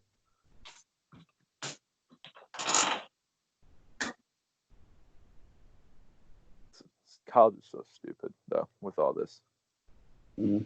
Yeah. I'm taking biology right now. I hate that class. Thank God I never had to take that, but it's like I just took that as the required science. Yeah, if I want to go into sports media, why am I over here taking science classes? Exactly. What's this doing for me right now? And then my teacher's like, I want to make sure that you guys know this. Like, you don't just know it for a test. I want to make sure you know the information. I'm like, really? Yeah. What? Do I really have to know everything about a human body after I graduate and I want to go and be a sports journalist? Like, what the hell does that do anything? Like I've probably taken like 3 classes that actually matter to me. I guess the only thing is like maybe knowing about like injuries for sport. Yeah. Then you know like certain body parts and stuff like that. Mm-hmm. That's why we have Beth. That's probably what it is then. Yeah, I'm taking like so many journalism classes. We had a sports media class offered here, and the professor, she still writes for the AP. She has so many connections. That was the greatest class. That sounds awesome. And it was like a class of like 20 people. Yeah. Those are the best. I'm so happy I don't have any lecture halls this year. You go to Ohio State, right? Yeah. Yeah. Damn. I just go to a small community college. There's like 8 kids in my class. It's kind of like I kind of hate that though, because then it's like the teacher can like call on you more. Yeah, I've been lucky not to have teachers like that will just call on you. But I prefer smaller classes because I feel like I actually learn. Yeah, I do. I actually do prefer that, but I figure like 8 is too small. I'd rather like somewhere like 20. Yeah. I mean, I took a comm class last year with 350 students. Oh my god, I couldn't do that at all. It was so stupid. Oh. But I have to take a bunch of stupid classes. Like, I have to take 3 semesters of a language. Oh damn. I'm taking Swahili. Damn, that's interesting. It is because, I mean, it's the easiest language apparently to learn. Really? Wow. Yeah. Like every Ohio State football player takes Swahili if they're a comm major. Oh wow. If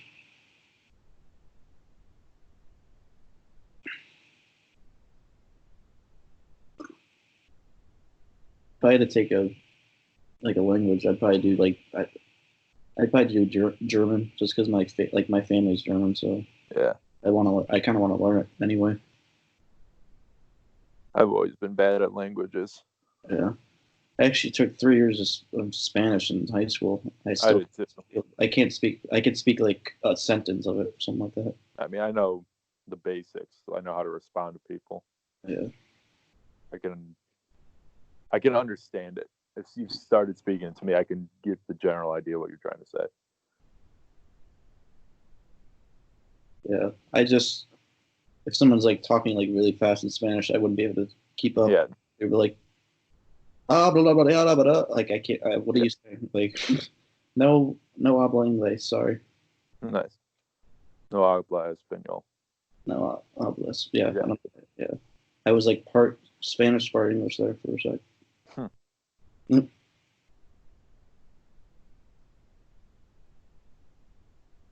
Oh, this pod got interesting there for a sec. Yeah, it did.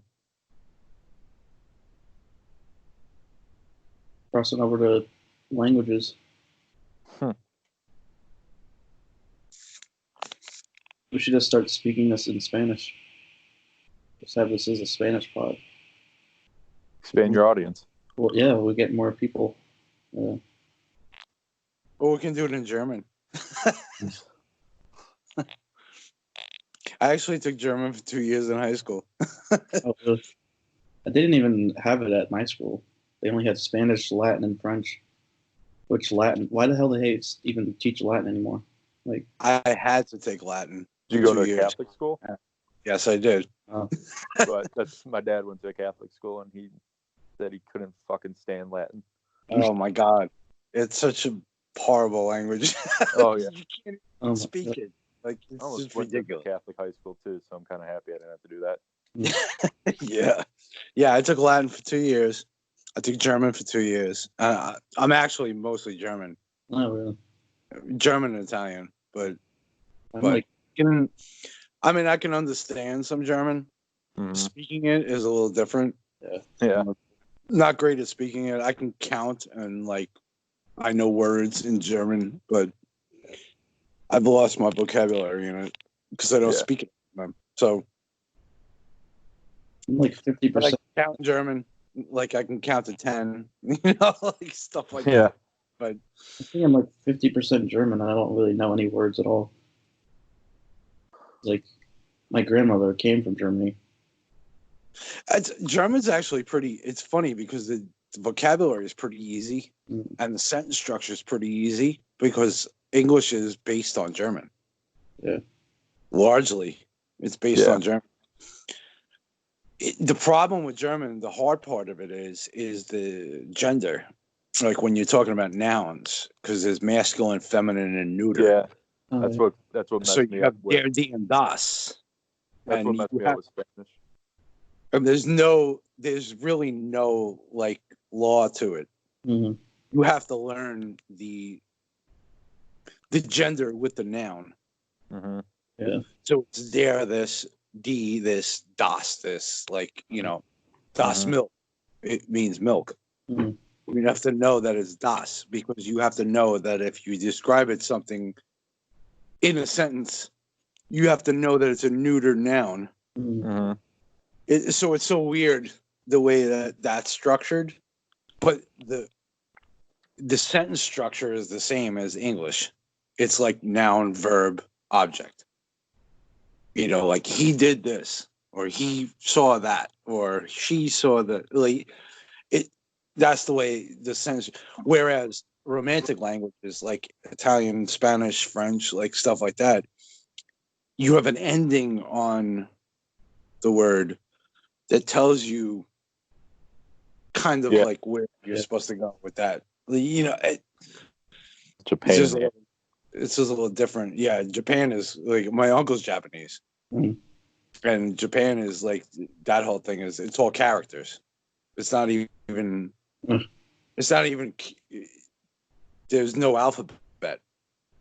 It's characters to describe a syllable, basically. So if you say your name, like if you say Alex, it's Al X. That's right. And they'll have like characters for Al and X. And that's how it's written. Like that's the way it is. Like, yeah, Japanese is a little different with that. Languages have their quirks. Yeah. I feel like English is still like the hardest one to learn if you're not, if you don't speak it. Like there's so many different rules and all this other shit. Oh yeah. Like there, all that. English is tough because we've taken our language from a bunch of other languages. Yeah. So the vocabulary, especially, is hard. But the thing that's easier about our language is that we don't have cases. We don't have masculine, feminine, and neuter. Everything's the, or or an. We don't have a masculine, feminine, and neuter. We don't have a case. So it makes that a little easier. Like the declension and subjugation of declension of nouns and subjugation of verbs is easier in English than it is in other languages. But the vocabulary is harder because we take our vocabulary from so many other different languages.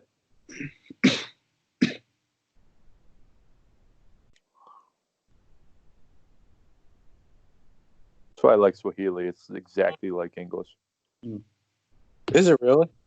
Pretty much, yeah. I mean, it's almost the same thing as English. Obviously just a different language. But that's what they say. Swahili is the easiest language to learn for native English speakers.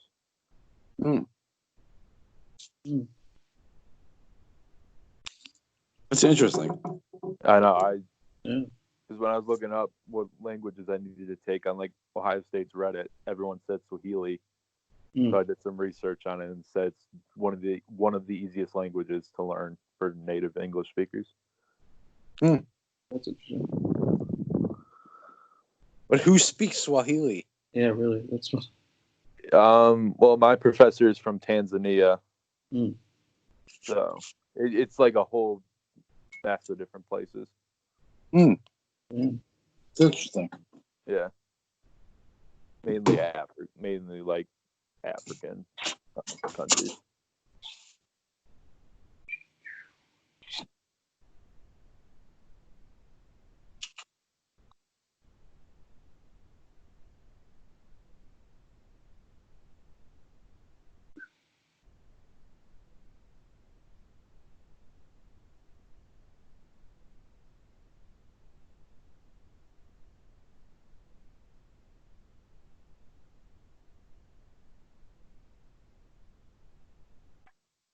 Not much to talk about with like baseball. Yeah, I've been meaning to ask: are we doing the prospect series again? Oh yeah, I forgot about that. As far as like prospects coming up for the draft. Yeah, because I remember, like for every team's top prospect series. Well, I don't know. We could do something like that. I was kind of thinking that with the team previews, the players to watch, I was kind of thinking like maybe everyone would include like a prospect or two in there. Or someone at least close to coming up. That's what I did with the Marlins. I mentioned a couple guys for that. Yeah, and I did the same thing with my, So I think it's included kind of in the previews. Yeah. For the teams. So when you do the teams, when you do your Reds and the Indians, I would include guys that, are ready to come up, could possibly come up this year. Yeah. In the players to watch section of your article. Yeah. So I would do that from there. Yeah. I mean not like we could do possibly like maybe we do like a combo thing like toward the end, like going into the season.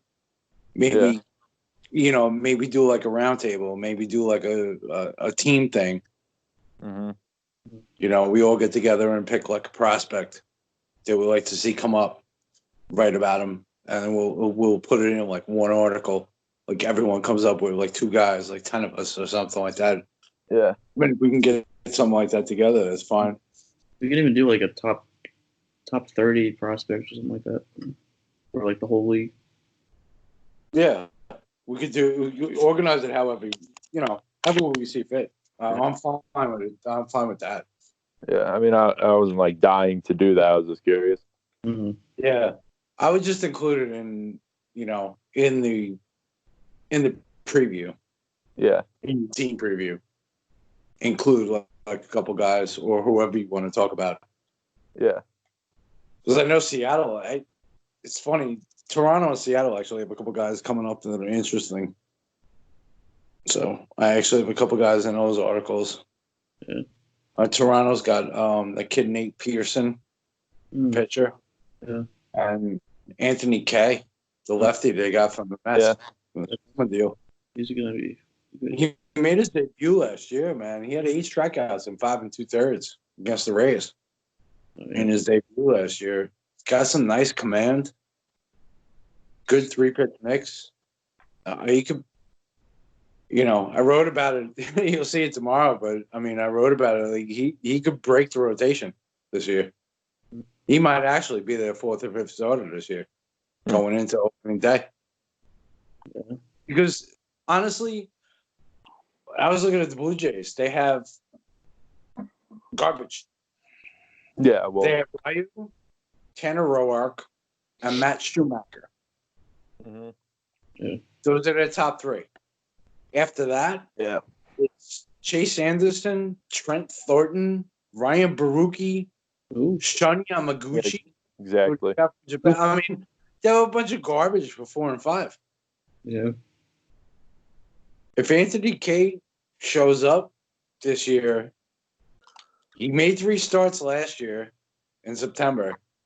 If he shows up this year and pitches well in spring training and these other guys aren't ready or underperform, I wouldn't be surprised to see him breaking camp with a big team. Yeah. Wouldn't surprise me. Nate Pearson's going to be up soon. He'll be up sooner or later. But dude's a beast. Dude's a monster. Dude was clocked at like 104 miles an hour last year. Jesus. Yeah, he's a reliever. Kid's like 6'6", like 260 pounds. He's a monster on the mound, and they're hoping he's going to be a starter. You know, I don't know how he's going to last, but we'll see. Mm-hmm. But supposedly his slider and his changeup are decent. So I mean, if he's got a decent mix, and they drafted the kid Alek Manoah, another kid that's 6'6", 250. Oh, yeah. I remember writing about him last year. Yeah, but he's looking like, you know, he's not going to be up this year. Oh. Yeah, but He only made it to Advanced A last year. He'll be in AA, maybe AAA next year. Mm-hmm. This year, but he's not going to make it to the majors this year. That's why I didn't write about him. But you know, he's another one that's a big dude. Just, you know, yeah, it's got like incredible stuff. So, but we'll see. Yeah. Blue Jays have a ton. I mean, most of their prospects are pitching. Yeah. At this point, now that Biggio and Bichette and Guerrero have come up, Yeah. most of their prospects are pitchers. They got a bright future, actually. Oh yeah, they do. Absolutely. Few years. Yeah. I actually wrote in a, you know, I could see them winning 75. And if the pitching holds up, if Ryan and Roark can actually adjust to the AL East and Schumacher actually is healthy for the whole year, Yeah. I could see them finishing 500. Here's a hot take season. Blue Jays, I think Blue Jays, well, no, I don't think, but I'm going to just throw it out there. Blue Jays finished ahead of the Red Sox. 77 wins, Red Sox 76. I could see it. I could see it, yeah, but That's I not wouldn't bet on it, but that's not. I don't think that'll be my official prediction, but it's kind of like a hot take to throw out there, just cause. that's hot take, and I could see it. The kid I love from the Blue Jays is Rowdy Tellez. Love Rowdy. Mm-hmm. I talked about him in my first base article too. I think the dude's going to hit 40 home runs this year. Dude's going to be a beast. mm-hmm. The offense they're going to score runs, Toronto. Yeah, I mean, it'll be fun to watch. even as bad as they were last year, they finished fifth. They hit 247 home runs last year. Yeah, And they finished Guerrero's going to get a full year. Yeah. And now you get a full year from Biggio, Bichette, and Guerrero. Yeah. And Tellez, Teoscar Hernandez, and Randall Grichuk in the outfield. They got some pop in that lineup, man. Oh my God. They got some power. I can't believe how much power Vladdy Jr. has. Yeah, and he only had 15 last year. Yeah. He'll double that this year. Watching him in the home run derby live was one of the coolest things ever. Oh, he hits bombs, man. I mean, He'll get that. He'll get that. That's the thing. Blue Jays will score a lot of runs this year, but they're going to give up. Their pitching is garbage. Yeah. Honestly, They're going to have to score 20 runs to win. yeah, Ryu and Roark as your top two. I mean, I don't know, man. That's rough. Yeah. You know, I mean, I like Hunjin. Schumacher, I can't see, you know, if he's healthy, he may be all right. But, and then after that, they just have, even in the bullpen, you got Ken Giles. After that, Wilmer Font. I mean, Sean Reed Foley, like they have nothing in their pitching. They're going to get destroyed. They're going to have to win games 10-8. You know, that's going to be their season. It'll be fun to watch. Oh, yeah. But winning 75 games, I think they can do it. because they're going to club people. But getting to 500, yeah. Yeah. That'll depend on their pitching. Yeah. I just love when the Blue Jays are good. Yeah. That stadium during the playoffs is awesome. When was the last time they even made the playoffs? 2016, maybe? Yeah, it was only a few years ago. Right. Was that the year of the bat flip? No, that was the year the Indians beat them in the ALCS. Oh, what was that, 2015? Bat flip, I think, was the year before. Oh, okay. Yeah. That They bat got flip. like 3 straight Oh. ALCSs. Love it. Yeah. Oh, it's so awesome. That was that was easily the best bat flip ever. Hell yeah. Without question. Especially the whole context behind that inning. Yeah. And even the following year, Odor punched them. Yeah. That was Yeah. like, That was I mean, it's great. See, that stuff is baseball. Yeah, That stuff should be left alone. exactly. We get this bullshit and everything.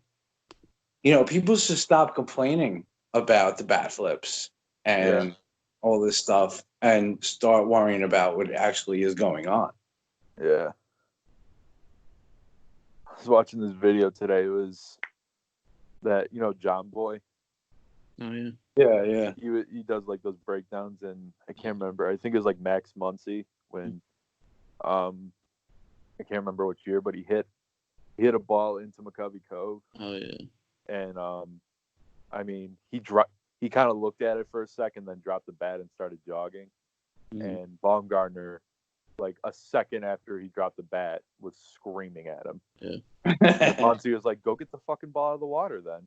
That was, I think that was last year. Yeah, there was but like, Yeah, those are. pitchers are some of the softest people in the world. Yeah. I love it though. It's like Talk that shit. Gotta talk that shit.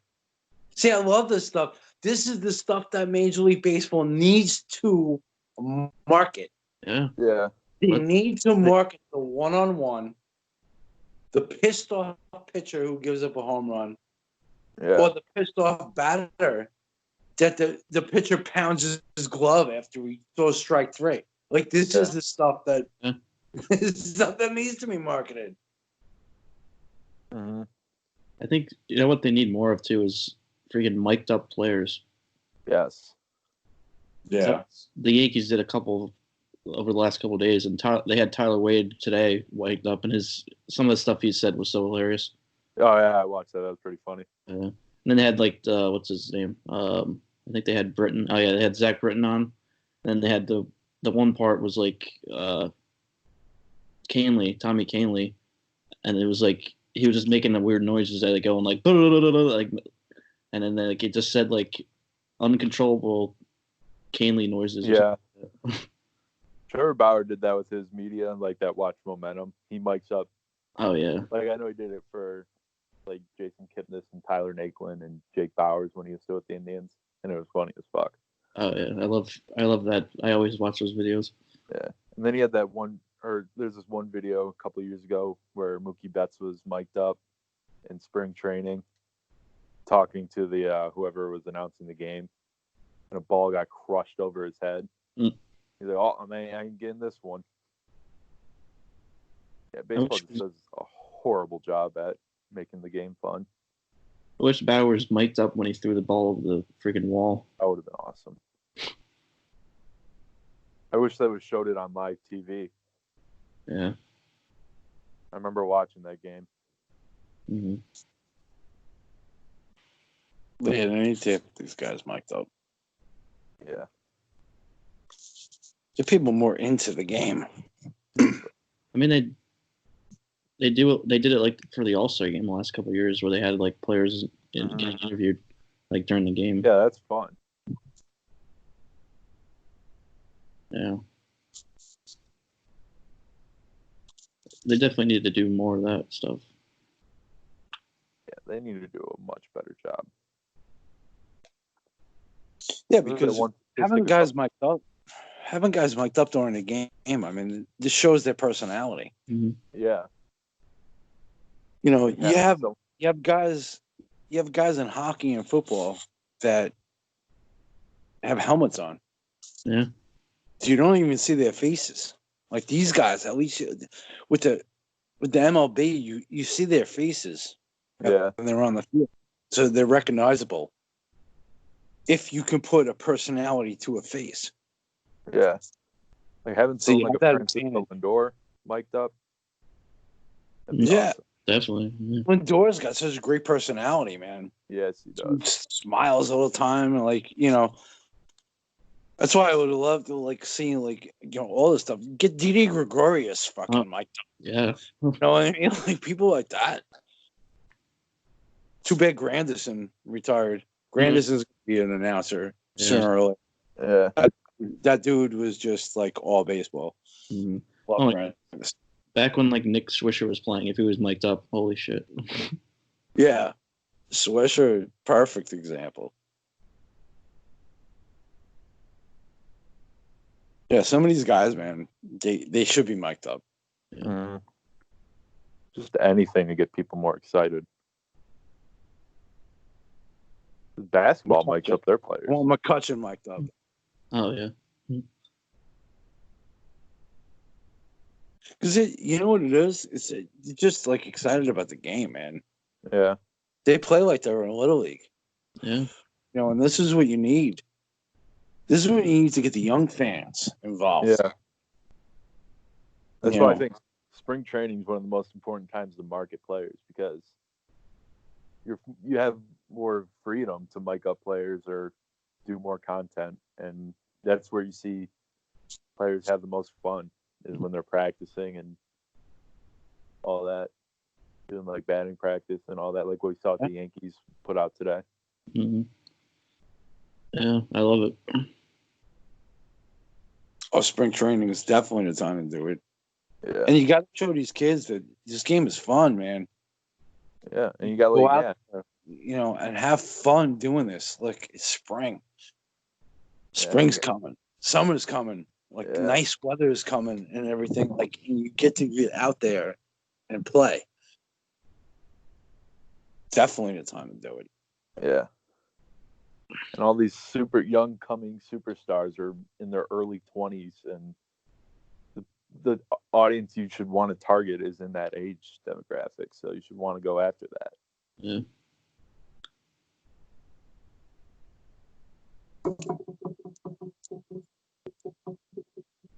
I mean, what was that one article like a couple years ago where they did like most recognizable, or I don't know what they officially did, what it was called, but like the most recognizable faces in American sports, and Mike Trout was like 50th behind like Kenneth Farid. Who? Kenneth Farid, basketball player. Oh, I forgot about him. He used it was like when he was above Mike Trout. Hold up. Oh, gross. Possibly one of the greatest baseball players of all time. Kenneth Farid. Oh my, he was like good for like one season. Yeah. But I mean, like Kenneth Farid, I mean, it's not like he was some sort of joke, but like Mike Trout is arguably the best baseball player of all time. Yeah.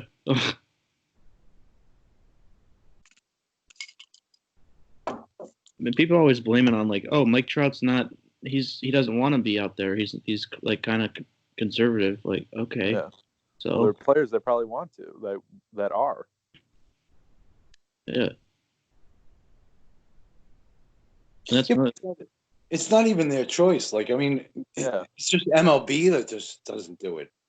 Mm-hmm. You know, I don't think it has much to do with the players themselves. No. It's like what more to do with MLB. I mean, like what I talked about before, like with Manfred, he wants to get rid of 42 minor league teams. Well, these are local teams, and these are that's how you build, like, per se, like young fans. You have a young kid. Yeah, exactly. And it's cheap to grow a game. Yeah, I feel like you're living in like Pawtucket or whatever, just for an example. You have what a 6-year-old child or a grandchild, and you want and you love baseball, you want to pass down that love of the game, and you're going to take away all these teams. And not only that, you're taking away jobs from potential players. You're taking away stadiums that bring in money to these cities and jobs to people of these cities. I mean, what's the it's point of ridiculous. that? Yeah. It's ridiculous. Because people can't afford to go to take their family, to take their kids, wife, and whatever to a game at Fenway. I live 8 miles outside, like away from Fenway. Yeah. So I'm right up here in Boston, and I can drive down to Pawtucket. Take me 45 minutes, and I can see a game for $8. Yeah. Where buy a ticket at Fenway, it's going to cost me $30, $40 just to sit in the bleachers. Yeah. You know, so how am I going to take my wife and kids to a game? Yeah. And then you get talking about food, maybe a couple beers, whatever. You know, I can go to Pawtucket and go see the Pawtucket Sox. Yeah. For, 1/10 of the price. And you're going to take away that option? You know what I mean? I can go to the Cape Cod League. A little more of a drive, but I mean, I can go see that. Yeah. Portland has a team. Like, there's tons of places where you can go to see baseball. Oh, yeah. And go bring it to the children and bring it to the younger generation. Mm-hmm. I think it's kind of cool. Manfred's problem is he's trying to change the game for the fans that are there now. The fans that are here now will be fans. Mm-hmm. We're fans already. You don't have to change the game for the fans now.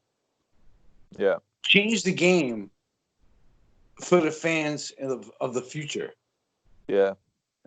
But taking away minor league baseball is going against what you're trying to do. Manfred's problem is himself. Yeah. He needs to take himself out. Not really. Take himself out. Yeah, not in a literal sense, but he's cutting off his nose to spite his face. It's like the saying, because he's doing this and he's changing the pace of play and he's trying to do all this stuff as the game stands now. Yeah. Whereas then he turns around and is trying to take away 42 minor league teams. Mm-hmm. Well, what are you doing?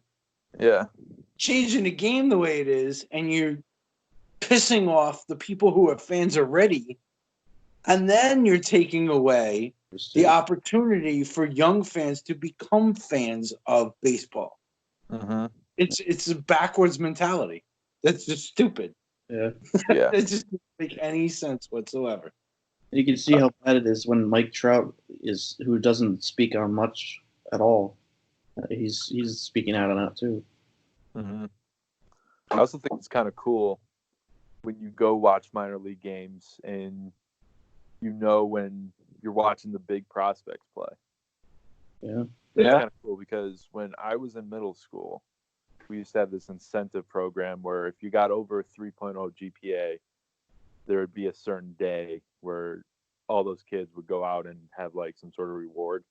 And a lot of times we would take like all the kids to the Akron Arrows, or now the Akron Rubber Ducks, but the Akron Arrows, the AA team for the Indians play. Right. I mean, like in middle school, I saw like Francisco Lindor play there, and I knew who he was at the time. Like, wow, I watched him before he became what he was. Yeah. Yeah. That's exactly.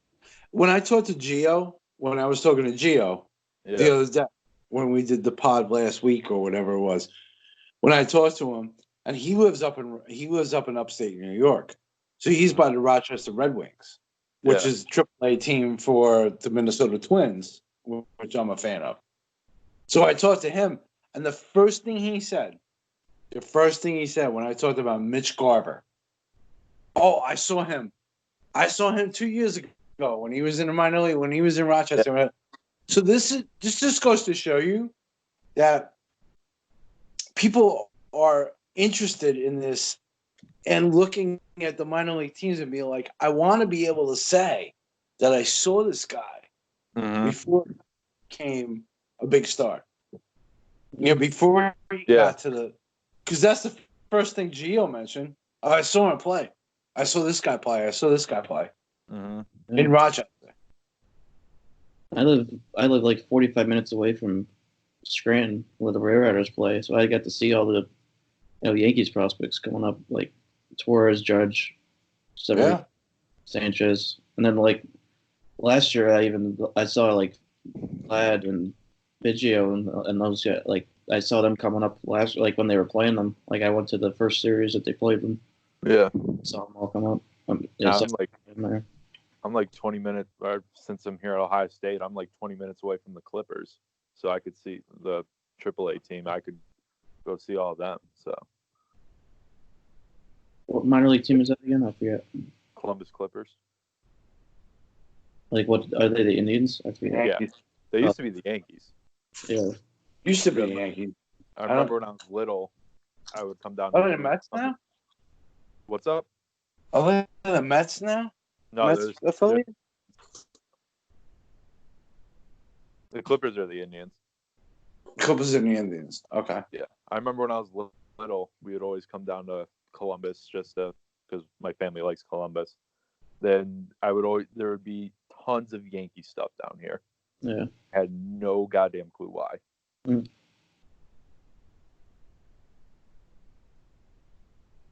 Remember the one in Scranton used to be like, it used to be the Phillies affiliate, the Red Barons. Mm-hmm. That was like when they changed it to the Yankees, I was so excited. I was like, oh my God, now I get to see all these guys from the Yankees. Yeah. Come on.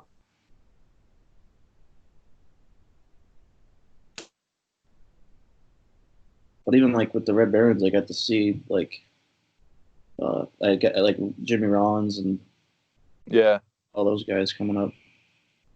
Chase Utley. I got like all the bobbleheads from. They had a bunch of bobblehead giveaways, and I have like a Chase Utley one, the Jimmy Rollins, even what's it called, John Kruk. Yeah.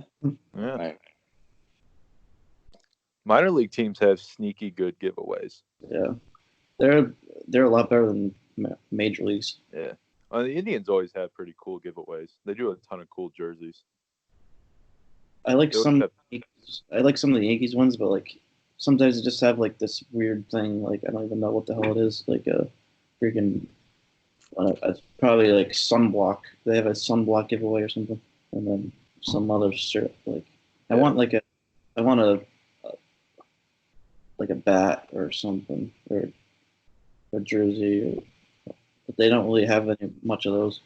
The Indians always have a really cool giveaway selection. Like they always have one throwback jersey. And in past couple of years with the new players weekend jerseys, they've always had those. Nice. Like I have a Bauer outage one. I have Lindor's Mr. Smile. They would do like batting practice pullovers they'd give away. I have a Larry Doby jersey. Nice. A couple years ago, they did a Francona when he actually played for the Indians. Yeah. I don't understand like some the Yankees giveaways. Like sometimes they do like a bat giveaway. Yeah. Or like a ring, like a World Series ring. Like last, I think they had like the 1999 ring since it was the 20th anniversary. Yeah. And then for that, it was like it was only 14 and under. I was like, what? Huh.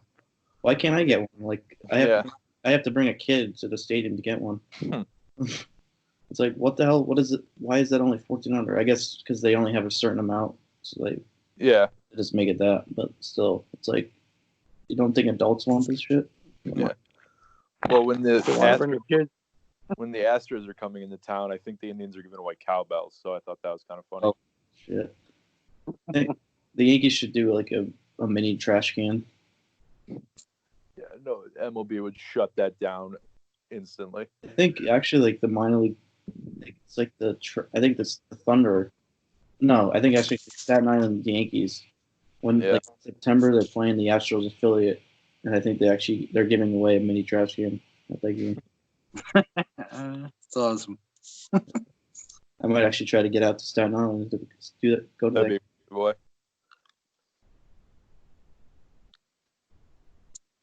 That's awesome. Do they? I'm assuming they do so. I'm just curious on, like, just the Yankees. Like, certain days, do they have like food deals? I'm sure they do. I'm just curious. I've never really. I have actually really. I don't really know. I don't go to the stadium enough to know because I only go like once or twice a year. Really. Oh yeah, you don't live by it, but I know the Indians, like, every Friday they have a pregame party. It's like $2 Miller Lights. Nice. They have dollar dogs like every like Saturday home game. Mm. This is how they sell out. The dollar dogs. Well, this is how they sell out. They give away stuff like that. Like they do dollar dogs, $2 beers. Like, you know, But they this do is it, what like, teams need to do. Yeah. But the Indians, like, they do a really good job with the fan experience. Because they obviously have a bunch of beer deals. There's a bunch of like local breweries that are in there. There's a bunch of local mini local restaurants in there. They have like a lounge in there. There's a bar inside the stadium. That's awesome. Like a full ass bar. I gotta go to that. I haven't been to that stadium. It's like one of the ones I haven't been to yet. It's like really, like, I know I'm kind of biased saying that, but it's really one of the cooler ones. Yeah. Yeah, Fenway doesn't do shit. They're all about the money. Yeah. My one cousin actually he works for like the one brewery out in Cleveland. What the hell's the name of it? Great Lakes. Yeah, Great Lakes. They make some good beer. Yeah. I actually haven't had any yet, but The Christmas ale is a favorite here in Cleveland. I could probably So many breweries here in Boston, like in the area. Yeah. Oh my god, Huh? Tons of them. It's all we do because we don't make wine or anything. So it's all beer, man. All beer. There's actually where I live in Waltham, Massachusetts. Mm-hmm. We have a brewery in town, Mighty Squirrel Brewery. We just got one, a Fatheads Brewery. I don't know if that's I'm assuming it's not really local or worldwide, but that's What's it a called? popular one. Fatheads. Fatheads? Yeah, I don't know. I don't think that's a really popular one in Cleveland, so that might just be an Ohio thing. But we just got one, like, it's literally almost like in my backyard. Nice. I have one like right down the street from me. I don't really go there that much though. I usually just buy like beer from like this like a distributor or something like that. But like We have one that I drink a lot. It's Jack's Abbey. Mm-hmm. I think I've heard of that. Yeah, they're based here. They're pretty big. They're based here in Framingham, Massachusetts, which is probably about 20 minutes away from me. Mm-hmm. And I actually went to their brewery and restaurant a couple months ago, and it's pretty good. Good food, and oh man, they make some good beer. Really good beer. That's why I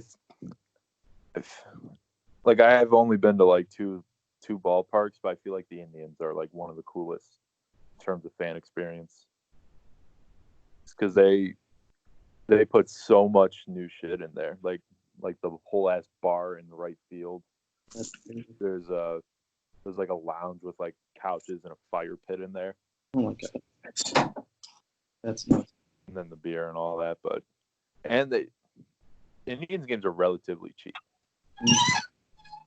Like, whenever I go, I usually just get a standing room ticket because they're like $10 almost, or like $10 or $13, and it's an incredible view.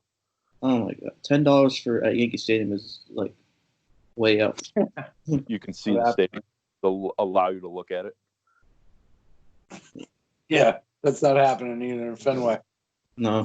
You're not getting anywhere close. So I say, if you ever find your way in Cleveland, go to an Indians game. Oh hell yeah! Cheap as shit. I mean, the beer isn't cheap as shit, but unless you I'll get are there on a special day. Now you drink a little beforehand. Yeah. Prime a little bit. And, Yeah, there's so many bars downtown. Yeah. Get plastered before going in. Yeah. We gotta do, now we're talking about all this beer and food. We gotta do like a taste test pod. Yeah. Just like review all these different beers. And more than that. Yeah. Let's do it. We're trying to get a Scarecrow group together to come to a game. It's most likely going to be in Fenway or Yankee Stadium. Two parts I want to see on the East Coast. So, but again, Alex and I are trying to look up. We'll work out like a date or something that we can work out going to a game. We're probably looking at like July or something like that. Yeah, we're looking in the summertime. So if anyone can make it out this way, I've always wanted to go to Fenway. So we're getting Bruce out here, right? Yeah. We're not invited. He won't come anyway. He's from Colorado. Oh yeah, no. He's got about 8 to 12 hours of research to do anyway. Yeah, that goes nowhere. For one tweet. For 8 to 12 hours of research for one tweet. Oh my god. That's what he does. Yeah, I don't, that whole thing, that was ridiculous. I was drunk as shit when that was going on, and I was like, is this guy for real? I honestly didn't think it was happening. Yeah, you know what? It's just it's boiling for a little while, and I've been meaning to say something to him for a long time. Yeah. And that just, when he came out with I thought we'd have a better showing. That just pissed me off. Yeah. It doesn't do anything. And then he started insulting. He's like, "Oh, writing, whatever. You guys are gonna write and do whatever. Like, it doesn't mean anything." He was saying, but you're the owner of the site. You can write it yourself. Yeah, I'm the owner. Yeah, you run the site. You should be writing. Well, what does that mean? Like, yeah, yeah, I know. I do write. Like, what do you do? I don't know, man. He just pissed me off. And I just wasn't having it that night. I just wasn't having it. And well, see, you gone. That's fine.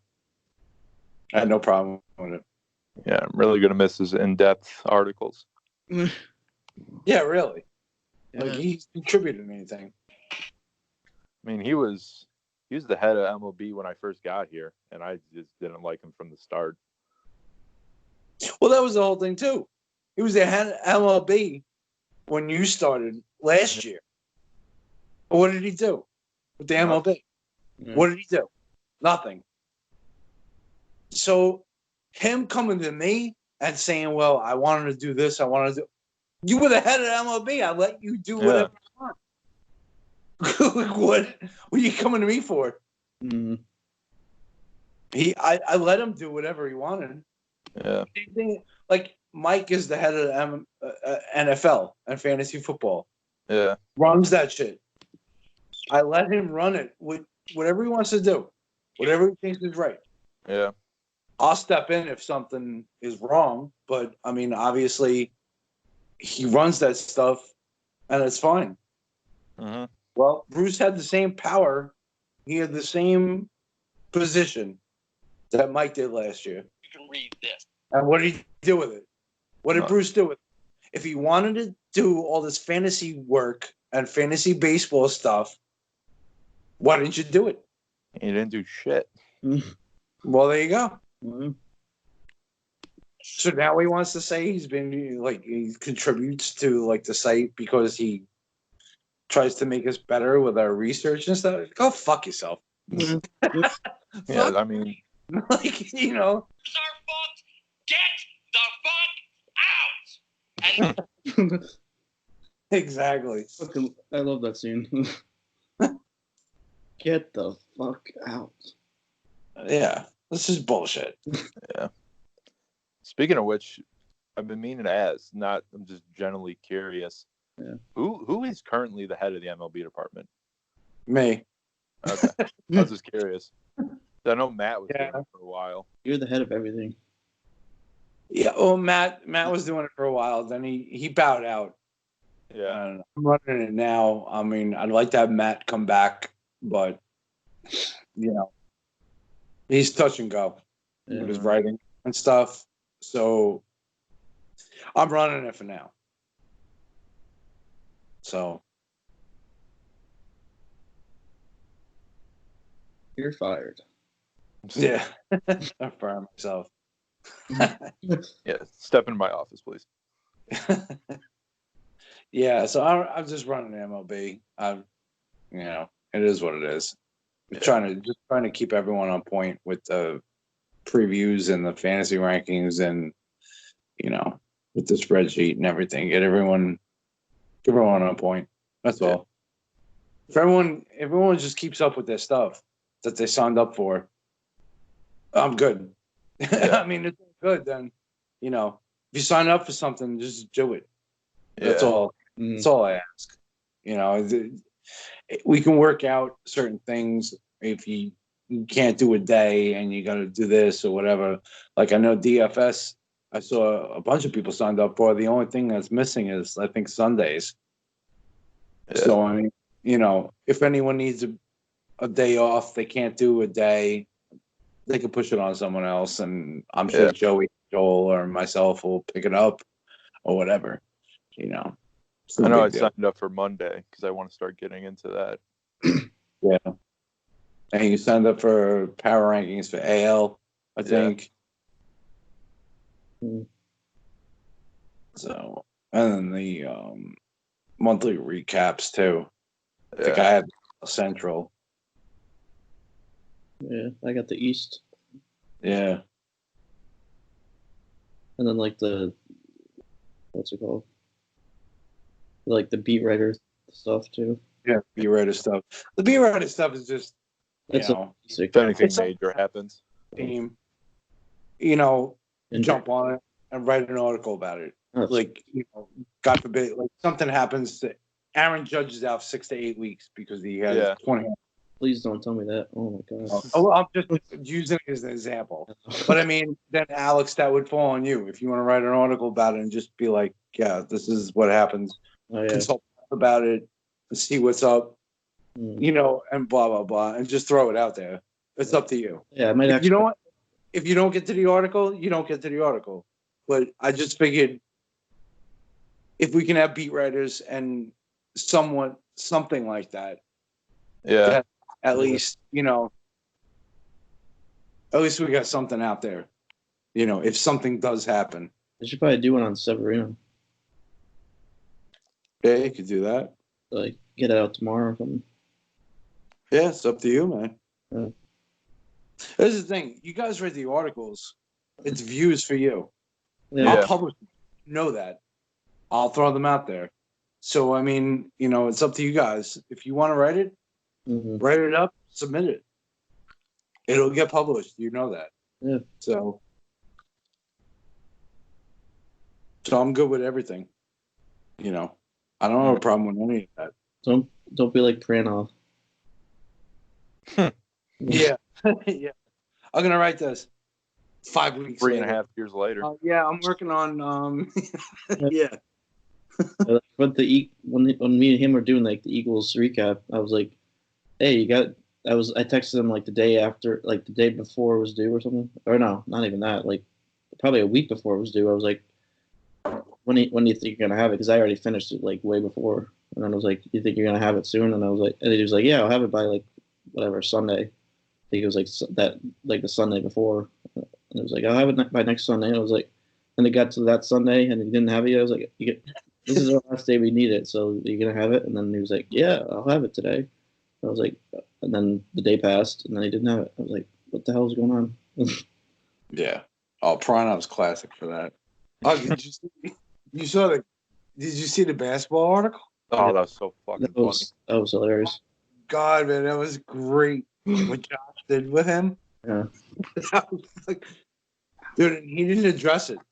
Pranav did not address it with me at all or with anybody that I know. Oh, jeez. He I didn't didn't. even read it. Dude, that was great though. It was great what Josh did. Was he? Did he actually tag him in it? Like, Everybody, thanks for listening to us ramble about baseball and other stuff in another new episode. And we'll be back soon. Probably another episode this week with 30 teams and 30 pods. Hopefully another one we get out this week. So we'll see what happens. But yeah, we have 7 episodes of that left, so we'll be finishing those up, and then spring training gets underway now. So spring training games are getting underway now. So that's exciting. And check out all the articles on the Score Crow, as we have team previews coming out every day. So, yeah, and just a reminder, you can never have too much pod talk. See you back soon.